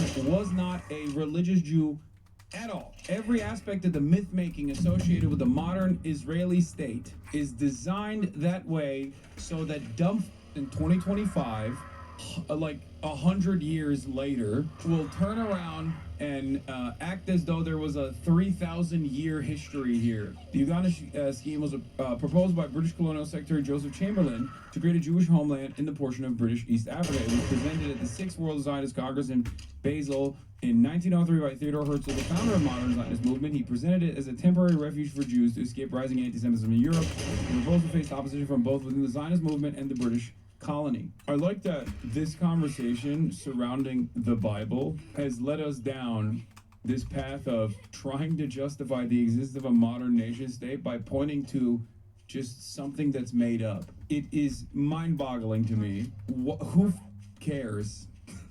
Like, oh man, shit, the Bible said so? Well, oops. I, as I've said before, don't care what people believe in. You can believe whatever the fuck you want. As long as it doesn't, your beliefs don't justify doing violence to other people. At which point, I'm out. You can't take away someone else's liberties. You can't take away someone else's rights. The application of a modern nation state that is literally ethnically cleansing the indigenous population is antithetical to my belief system. So, of course, that's an insane justification. Like, that's ridiculous. The moment where you're like, well, the Bible said so, and I'm like, okay, I don't care. Then you should probably also perish. The Bible says a lot of stuff that you're doing, you know, mixing and matching cottons and eating shellfish. You should probably be stoned to death for those things, right? Like, who gives a... Now I'm turning into a Reddit debate lord. Do you see what I mean? It just so happens that the Yeah, I don't Islamic argue Republic like of this. Iran and Reddit atheists are aligned on this one particular issue. Yeah, get ready to be mauled by 35 bears if you make fun of a bald person. Yeah, there are Jews who moved to Palestine before Balfour or even modern Zionism. There's nothing wrong with that. Or anyone moving there for personal, religious, or whatever purpose. The problem is when a genocidal apartheid state is created to exclude and displace rather than exist within the local population. But Israel writers act like hating the latter means you hate the former. Yeah, the idea that, like, Jews actually came not as a settler colonial enterprise from its inception, deliberately crafted by a colonial entity that was in charge as it Palestine, British Mandate Palestine was its bounty after World War I for defeating the Ottomans, as though this wasn't a deliberate attempt to displace the existing population and then continue its domination, do ethnic cleansing, planned ethnic cleansing in an effort to develop a nation state. Like, all of this is completely unjustifiable. It wasn't like people were just like, oh yeah, I want to move here, this seems great. And then people were like, no, fuck you, that's not how this works. That's not the function. If that was the case, there wouldn't be a nation state called Israel right now. It would be still called Palestine, a diverse, most likely secular nation state that has equal rights and representation for all Jews, Christians, and Muslims alike living inside of its boundaries. And that'd be fantastic. I am in favor of that, of course, obviously.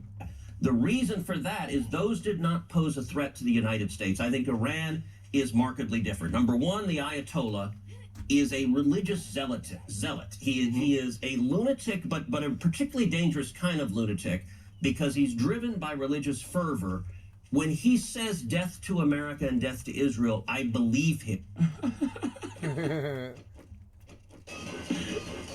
Me, Ted Cruz, moments prior, Israel has a right to exist in the violent ways that it does because the Bible told me so.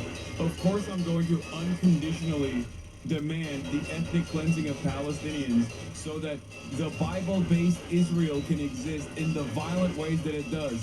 Ted Cruz, 3 seconds later, people who actually get very mad at that sort of stuff and foreign intervention and say death to America as a call sign are religious extremists, and it's scary. This is chauvinism through and through. The notion that, like, you can be a Christian nationalist and a straightforward fascist, back religious extremists, religious fundamentalist countries that are doing an ethnic cleansing, and in the process of, like, talking about other nation states that also are run by religious fundamentalists but are morally in a more correct position, a position of self-defense in this process, those are the bad guys.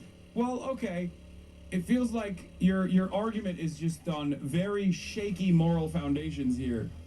And I think Iran is trying to get a nuclear weapon because there is a very real possibility they would use a nuclear weapon. So you want to ask, how does supporting Israel benefit us? Right now, this tiny little country, the size of the state of New Jersey. Oh my God. Oh God, Israel's small bean. Israel's so small. It's a small bean. It's got 400 nukes, man. Shut the fuck up. There's only one religious fundamentalist nation in the desert that has the nuclear striking capabilities of targeting America and all around the world, and it's not fucking Iran, it's Israel, bitch. That's right. There's only one nuclear armed state led by religious fundamentalists that has the capacity to fucking reach America with its nukes. Only one. And that nation, no, not Pakistan, dummy. Pakistan does not have the capacity to reach America. What the fuck are you talking about? I'm using my words very carefully, chatters. Also, would it be considered a desert anyway? They do have nukes. I mean, that's the most important question. The Prime Minister of Israel just said there have been 2 assassination attempts against Donald Trump by the Iranians. And I think it's a very fair question, maybe you disagree, to ask, what are you talking about? Okay, and I agree with you that he misspoke. So there weren't those 2 attempts? There were 2 attempts, but the clown in Butler, Pennsylvania, and the other guy on the golf course So were not the connected 2 to the Iranians. That's the part that he misspoke. But by the... Wait, oh, he just misspoke. Shit, my bad. I thought he was lying like he does all the time. All the time. I guess he misspoke on numerous occasions, and he just keeps misspeaking. You know, Israel and Israeli envoys, they misspeak all the time. Have I told you that Israel was in the Bible and also is the size of New Jersey? Bet you feel stupid now, don't you? Yeah.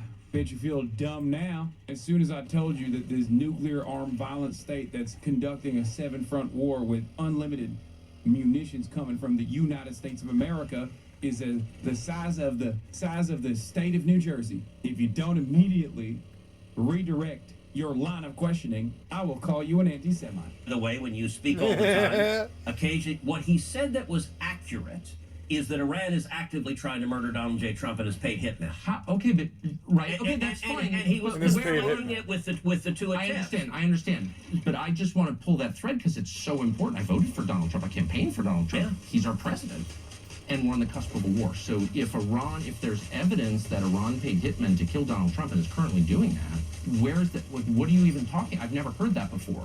Okay. Where is the evidence? Who are these people? Why haven't they been arrested? Why are we not at war with Iran? That's a great question to ask. How do you know that that's true? We know that it's true because we have been told that by the military and our intelligence community for the last 2 years. We meaning who? Congress has and the public. I mean, we had multiple testimonies. I can send you testimony. Do we know the names of the people or where this happened or what they tried to do to kill Trump? We do not. We have not apprehended an Iranian hitman trying to kill him. We know that Iran is trying to do so. In the United States? Yes. And by the way, like Iran... This just seems like a huge headline, and you're acting like everyone knows this. I didn't know that. Iran put out a whole video about murdering Trump. Right, but I've never heard evidence that there are hitmen in the United States. I mean, trying to kill Trump right now, we should, have a nationwide dragnet on this, and we should attack Iran immediately if that's what? True. Don't you think? No. If they're trying to assassinate our president? They have been for 2 years. Then They why are are we enemies. at war with them? Well, we are trying to Why don't we just nuke Tehran if they're trying to murder our president? There's nothing that you could do that would be worse for the United States than murdering Trump. And what? I just don't understand why you're Are you? calling There's for nothing use of nuclear better. weapons against the Ayatollah right now. I'm serious. If you really believe they're The trying to use murder of nuclear weapons. See, whatever that's part it of the takes. problem of.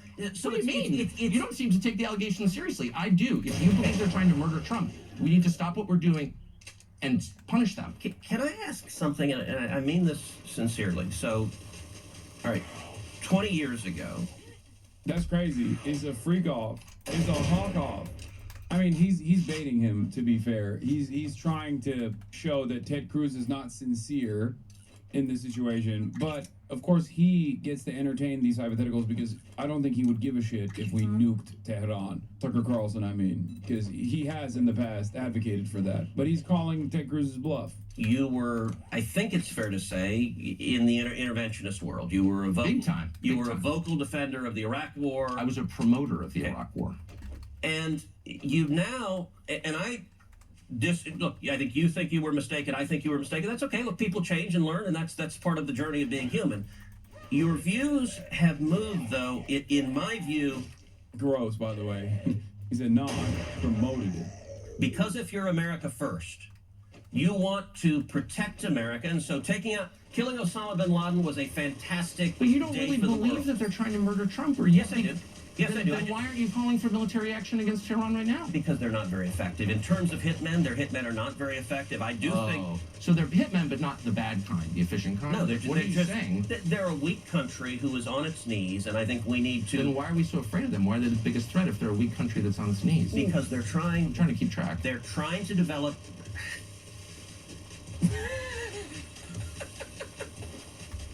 I gotta run it back. The pause is so bad.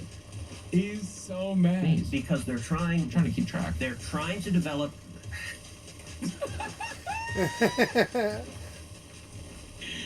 Oh my god, bro. 1 hour of toasting. Dude, I can't. This is shameful. This is a shameful experience. It's like eating an ortolan. You know what I mean? I feel like I need to cover up because this is an affront to God. Well, I am disrespecting God by deriving this much satisfaction from a white nationalist CIA regent cooking this worm-like individual I've yet to watch a debate that was this satisfying in so fucking long. Like, this is having the exact opposite of watching a Jubilee piece of content from Jubilee for me. It's crazy. It's been a long ass time since I felt this way watching a debate. I think the last time I felt this way was watching Norm Finkelstein whip up Mr. Bonarelli. What I'm saying on any military judgment is there needs to be a cost-benefit analysis of what are the risks versus what are the benefits. In this instance, I think it is enormously in America's interest to do what Israel is doing right now: take out Iran's senior military leadership and take out their nuclear capacity. That is benefiting America, and it is. It's crazy because these guys believe 100, like not 100, obviously, 99% of the same shit. But on this one issue, Tucker Carlson does not agree with him. So I guess like maybe this is me coping, but like it's two maximum white nationalist, racist, possibly anti-Semitic individuals. But one is pro-Israel and one is anti-Israel. So the anti-Israel one is the clear an obvious voice of reason in this situation. I do not believe, for the record, that Tucker Carlson actually called up Trump to apologize. He's not anti-Israel, he's just less pro. No. Tucker Carlson's anti-Israel. Chatter, I think he's definitely I'm out of fuel. I don't think I he's can't go pro-Israel, deeper. I've got to get closer to There base. are foreign nations that Tucker Carlson is in favor of. Russia. And I'll have for to farm example. fuel He's around definitely the base. pro-Russia. He's not pro-Israel. Or in green, I don't know, because I don't like being sworn highlight to the sand. brutality, the oppression, the human rights abuses of regimes, even though I don't want to invade them, because I think the bully pulpit of American leadership is really powerful. And I think dictatorships are terrified. So I've spent 13 years in the Senate. One of the things I do frequently is highlight dissidents in Iran and North Korea and China. In Venezuela, people are being tortured. Miriam Ibrahim in Sudan, who was sentenced to 100 lashes and then to be killed for the crime of being a Christian. And I repeatedly went to the Senate floor and shined a light on the government of Sudan. It was corrupt, it was evil. I practically begged Barack Obama, say her name. Ultimately, I felt that way with the J6 prisoners. Look, yes, look, there is power to speaking out, and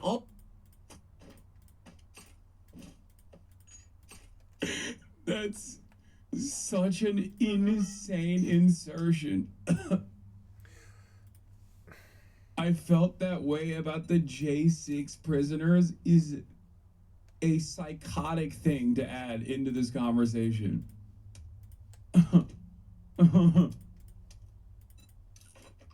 Yeah.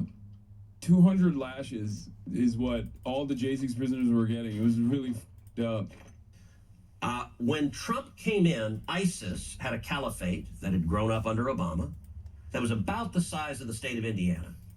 And Trump came in and utterly decimated them. He killed the terrorists, took away their caliphate, and defeated them. And he also took out Baghdadi, the head of ISIS. Famously. Trump did this. Those are not the actions of an isolationist.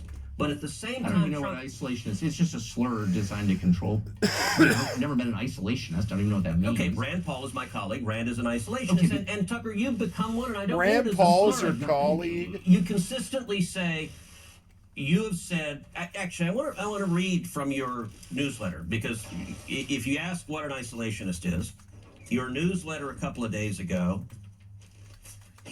you wrote, Iran cannot have a nuclear bomb, and we're hoping to get back to the negotiating table. We will see. There are several people in leadership in Iran that will not be coming back, Trump said, following the strikes. Right. It's worth taking a step back and wondering how any of this helps the United States. We can't think of a single way. Okay, that to me... No, that's... I can't believe I'm saying this, but Tucker Carlson actually put forth a fairly strong case, I suspect, that he makes in the rest of this argument. But even judging by like what the thing that you just read from your foldable quote that you printed out is that Going to war with Iran is not in the best interest of America. Further destabilization in the region is not in the best interest of America. Getting your notes from Israel and putting Israel in the driving, behind the steering wheel of our ambitions in the region is not a smart thing to do, especially considering that they already have an incredibly costly ethnic cleansing campaign against the Palestinians that is even creating more enmity towards the United States of America in this region, and is going to make it even harder to maintain stability in this region with leadership of these countries maintaining some structure of like a monarchy or different forms of autocracies that will always remain stable. Eventually, this will unfold in uncontrollable acts of violence and potential even regime change. America is too short-term focused to think that they can continue death and destruction campaigns in the region in perpetuity and basically destabilize all these places, and without considering the potential for blowback, even though it is a country that has experienced blowback in the form of 9/11. Pretty sure agreeing with Tucker Carlson is the first sign of an apocalypse. I think his major reason for isolationism, I assume, is because he doesn't want immigrants to come to the country. Like he's taking like an Oregonian abolitionist framework. Like Oregon as a state was developed to be an anti-slavery state because they didn't want black people to be in the state. You know, it's kind of like that. It's the old attitude of like not invading Mexico when America had the capacity to do so because too many Mexicans. They don't want to live with all these Mexicans. There have been isolationist right-wingers in the past that think that more war means more refugees, more brown people coming here. Here's the thing. Either Tucker Carlson sees the writing on the wall about the popular resentment against the state of Israel and wants to get ahead of the wave and is no longer contracted by mainstream media and therefore doesn't have the same career ambitions, or he is isolationist because he doesn't want the destabilization, the immigration that takes place after the destabilization. Is the essence of isolationism. And let me just ask you, when the Ayatollah chants death to America, I believe him. Do you not believe him? Do you think he doesn't mean it when he says death to America? Well, I think he hates America, for sure. And I'm opposed to that. And do you think he's willing to act on it? It's not just hate America. He also is... Like, notice how the difference between me and Tucker Carlson is if someone were to be like, oh, well, this person said he hates America. Do you love that? I'd be like, I think there's pretty valid reasons for this, for anyone over there to hate America. You hate Iran, and Iran has done significantly less to America than vice versa. Yep. It's weirder that you can hate Iran than the average Iranian hating America. Yep. That's what I would say. What the fuck has Iran done to you, dumbass? Nothing. Literally nothing. Iran literally held vigils after 9/11. Iran has routinely fought against Salafist brigades in the fucking region. The brigades that also, the militancy that we concocted, by the way. We did. The Western superpowers did. I would describe myself in the same way you falsely described yourself in this conversation. Falsely? Yes, so falsely. What did I say false? You said that the only thing that matters in a foreign policy decision is whether it helps the United States. I didn't say the only, I said the predominant. That's what I understood. Okay. So let me revise what you said and apply it to myself and say the only thing that matters is whether or not it serves the United States. And I feel very stung by what happened in Iraq, if I'm being honest. Possibly because, unlike you, I guess, I supported it. And I saw us get drawn into it in a way that nobody anticipated. And I saw the cost, just what, $3 trillion? And the cost on so many levels to the United States was just so profound. And I clearly felt a mistake. Gosh, it reminds me of Kaiser Wilhelm in 1914 saying, my men will be back by the time the leaves turn. And of course, that destroyed Christian Europe. So it's like you don't really know where these things are going once they're shooting. Holy shit. What a way to frame that. Yeah, What it's just now? insane. In 1914, saying... Why are you comparing something from 110 years ago? And of course, that destroyed Christian Europe. So it's... Bro, he is such a psycho supremacist. Like, World War I destroyed Christian Europe and led to the further destruction of Christian Europe because of World War II, where countries that are supposed to be unified are at war with one another. He's saying that in the absence of these wars, that Europe would have maintained its like Christian supremacist attitude. How are you still covering this? Brother, how many times do you get to see a porky little succulent pig right up on the barbecue getting toasted? Like how many instances do you think we get to watch Ted Cruz get on camera, but in a way that is actually pleasing to the eyes? Are you kidding me? I'm gonna savor this because Ted Cruz right here, from my perspective, is also like a representative of all politicians that agree with him. Because he is not just speaking for Ted Cruz here. He's speaking for virtually every Republican, with the exception of Thomas Massey, and like 80% of the Democratic Party. The only reason why this happened is because Ted Cruz thought he was going into a non-hostile territory. My point is, Or at the time, I mean, I've taken so many different positions over the years, some of which have been wrong. I really do my best to be honest and correct if they are and admit that I was wrong. It's funny to watch the Republican Party fall apart. Change all the time because the facts change all the time. You're not going to get consistency from me. You're only going to get sincerity. well, I will say this, and look, I believe you're sincere. Yeah. But I'm not God. I'm just some guy watching, trying to figure out the right thing for America. And I think because you believe you were mistaken, and I agree previously, I think you've overcorrected.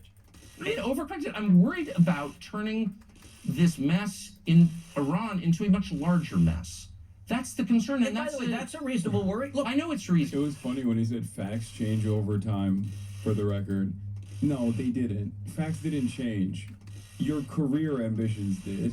Would you consider Tucker an isolationist? Not even. He's just, I don't even think he is. I'm sure these guys are never actually like anti-war, right? I would never say that they're anti-war, for example.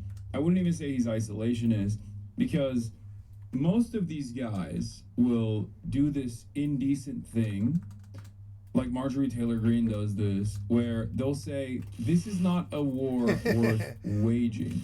If you're leftist, you believe no war but class war.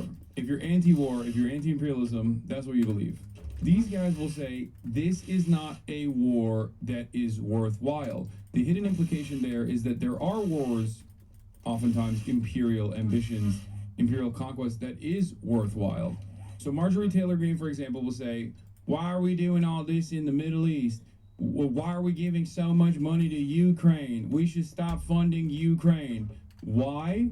Because we should redirect all of our resources to Mexico. For Tucker Carlson, I suspect the war worth waging is with China. At the domestic front, the war worth waging for Tucker Carlson and Marjorie Taylor Greene and people like that are with first internally against socialists, radicals, right? People who don't mind that America is a diverse nation. And ultimately, the international war that needs to be waged is against China. Now, of course, ironically enough, I believe that Ted Cruz, Donald Trump, and the Democratic Party are evil. Are aligned with Tucker Cruz on the notion Tucker that Cruz. the real war that must be waged is against China. I think that they just have different methods of how to wage said war.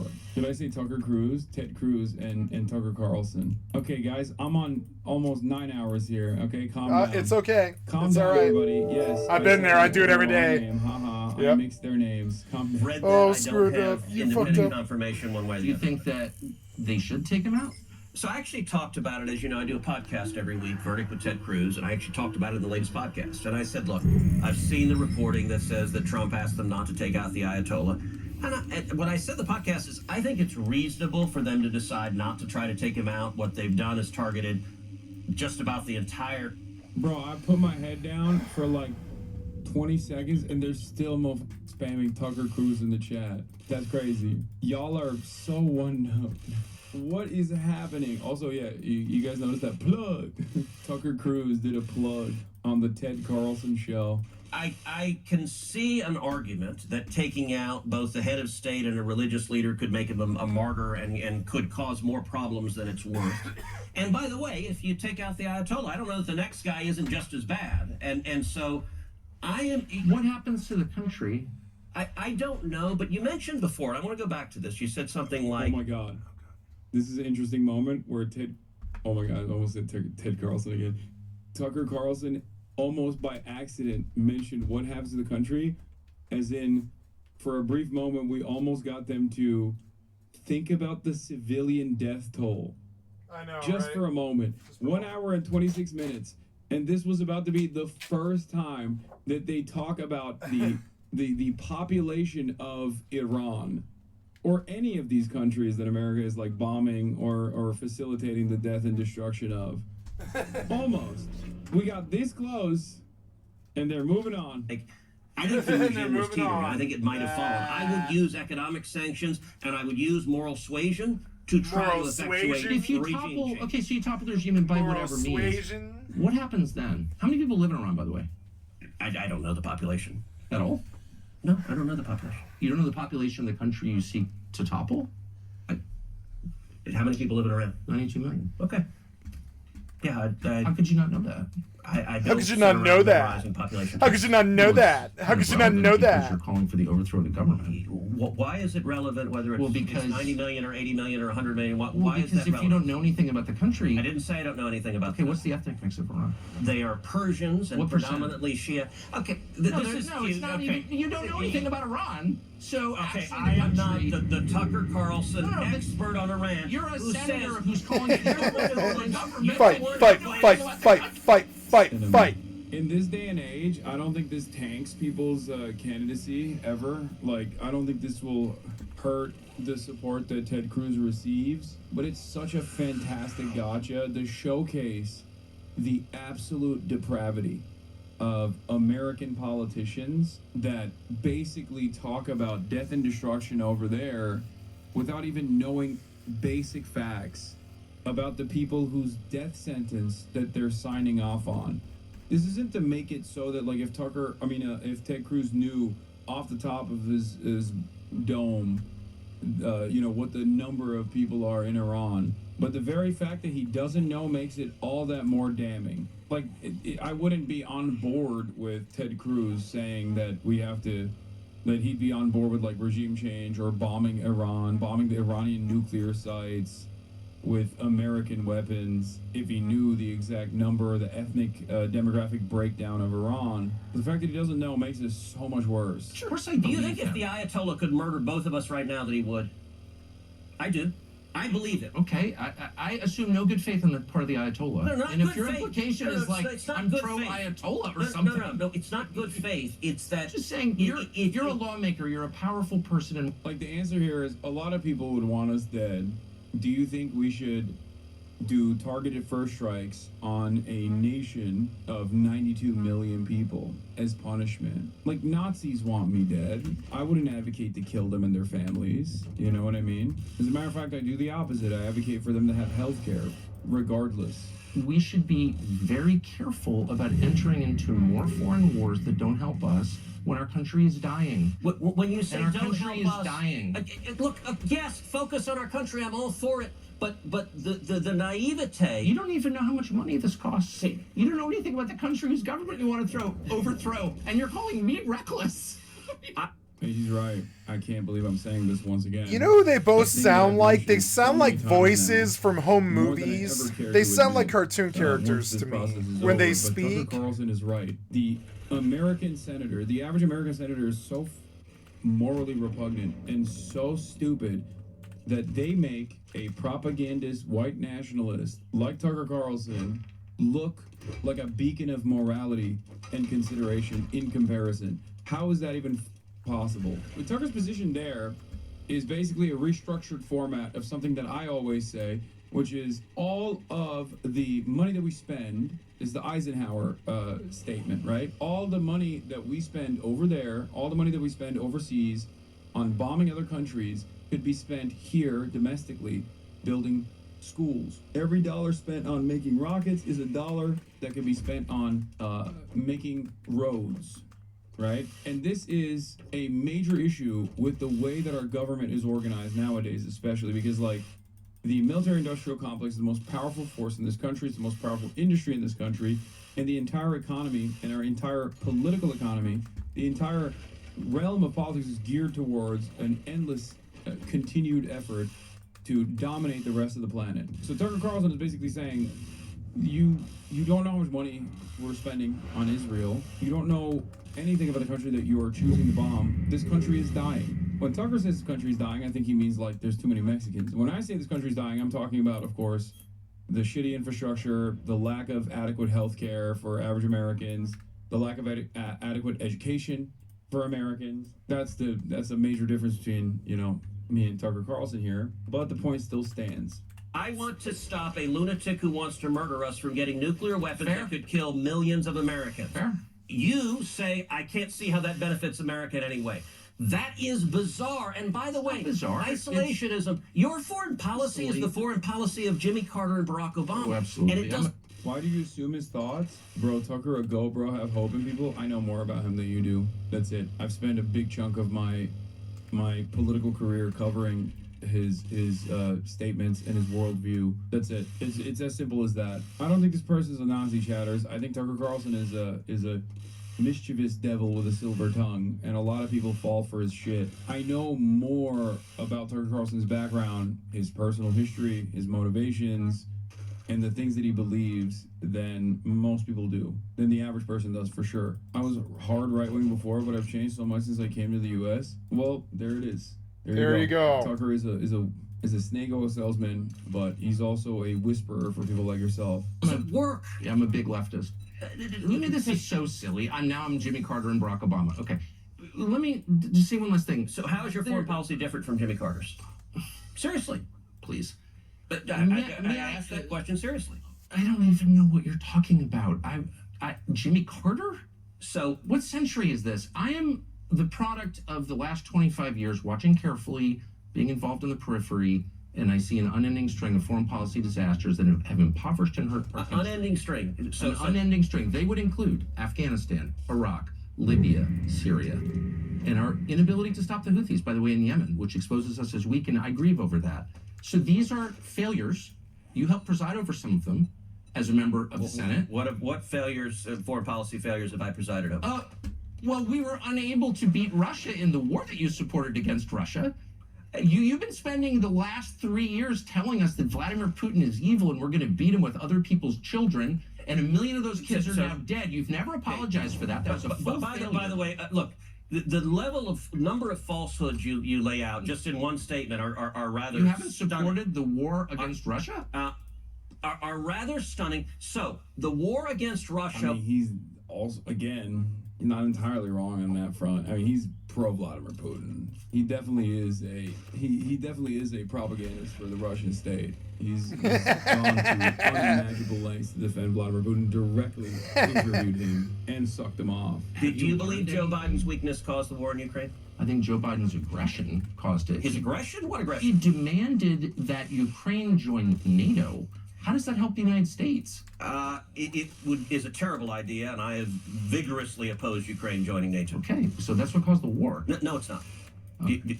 Did you want to know what caused the war? Look, you do the dismissive. You're not actually interested in facts. You're like, okay. That's what caused the war. It seems super obvious. You're absolutely right, and I'm sorry. That is a tick of mine that is wrong, and I mean this with sincerity. I'm sorry to do. In what way has Ukraine been a disaster for the United States? By the way, weapons manufacturers got rich, and the U.S. weakened a historic enemy while making Europe reliant on American energy. It's been a total win for the rulers. Yeah, I don't think that that's good, because I care about all the dead children and the civilians, and the complete destruction of a 40 million strong state that wasn't really doing great economically before this war either, but it's certainly doing a lot worse and will probably never recover. But I do think that when Tucker Carlson talks about that, he doesn't actually mean it. Like when Tucker Carlson says like so many millions of people died, like I don't think he gives a shit. I'll be honest with you. Yeah, for the record, that chatter is not saying it was good for no, neither do I. I mean, from the perspective of these freaks. Yeah, you're not wrong. Someone like Tucker Carlson, who normally would justify American empire, would love Ukraine. He would have, under normal circumstances, the Lindsey Graham position. A supplemental bigger than $24 billion for Ukraine, and that's going to pass in 45 days. Oh, absolutely. You know why? Because we need it. We haven't lost one soldier in the Ukraine. We spent less than 5% of our military budget. 50% of the Russian army has been destroyed by the Ukrainians. They would be at Crimea already if the administration had been so slow in giving weapons. 5% of our military budget, not a single active duty service member dead, and we've taken out 50% of our foreign adversaries' military, I'd say that's a good bargain. That's the Lindsey Graham position, and that's the honest position. That is literally the position of the American state, both under the Biden administration and most likely, well, I don't know what the Trump is doing with Russia. I'm gonna be honest. It's a little tricky to truly comprehend where Trump is going with Russia, because he does legitimately have a sexual interest in Vladimir Putin, which transcends above all of the interests of American foreign policy. Vladimir, stop. I just think it seems so obvious that sending Kamala Harris to the NATO Security Conference to say you're going to join NATO is what triggered the invasion days later. Okay, so can I, this will take a few minutes to lay out because it's complicated, but I think the facts matter. I think two things caused the war in Ukraine. Number one, I think Biden's incredible weakness and the disastrous withdrawal from Afghanistan. Biden's incredidible weakness in following through on Trump's Afghanistan withdrawal policy, and then also simultaneously, I agree with him in defense of Ukraine until now, because now Donald Trump doesn't agree with that. So now I have to act like I wasn't cheering it on, while simultaneously trying to find ways of criticizing Biden. Afghanistan. Now, I believe we need to leave Afghanistan, but not with the incompetence that led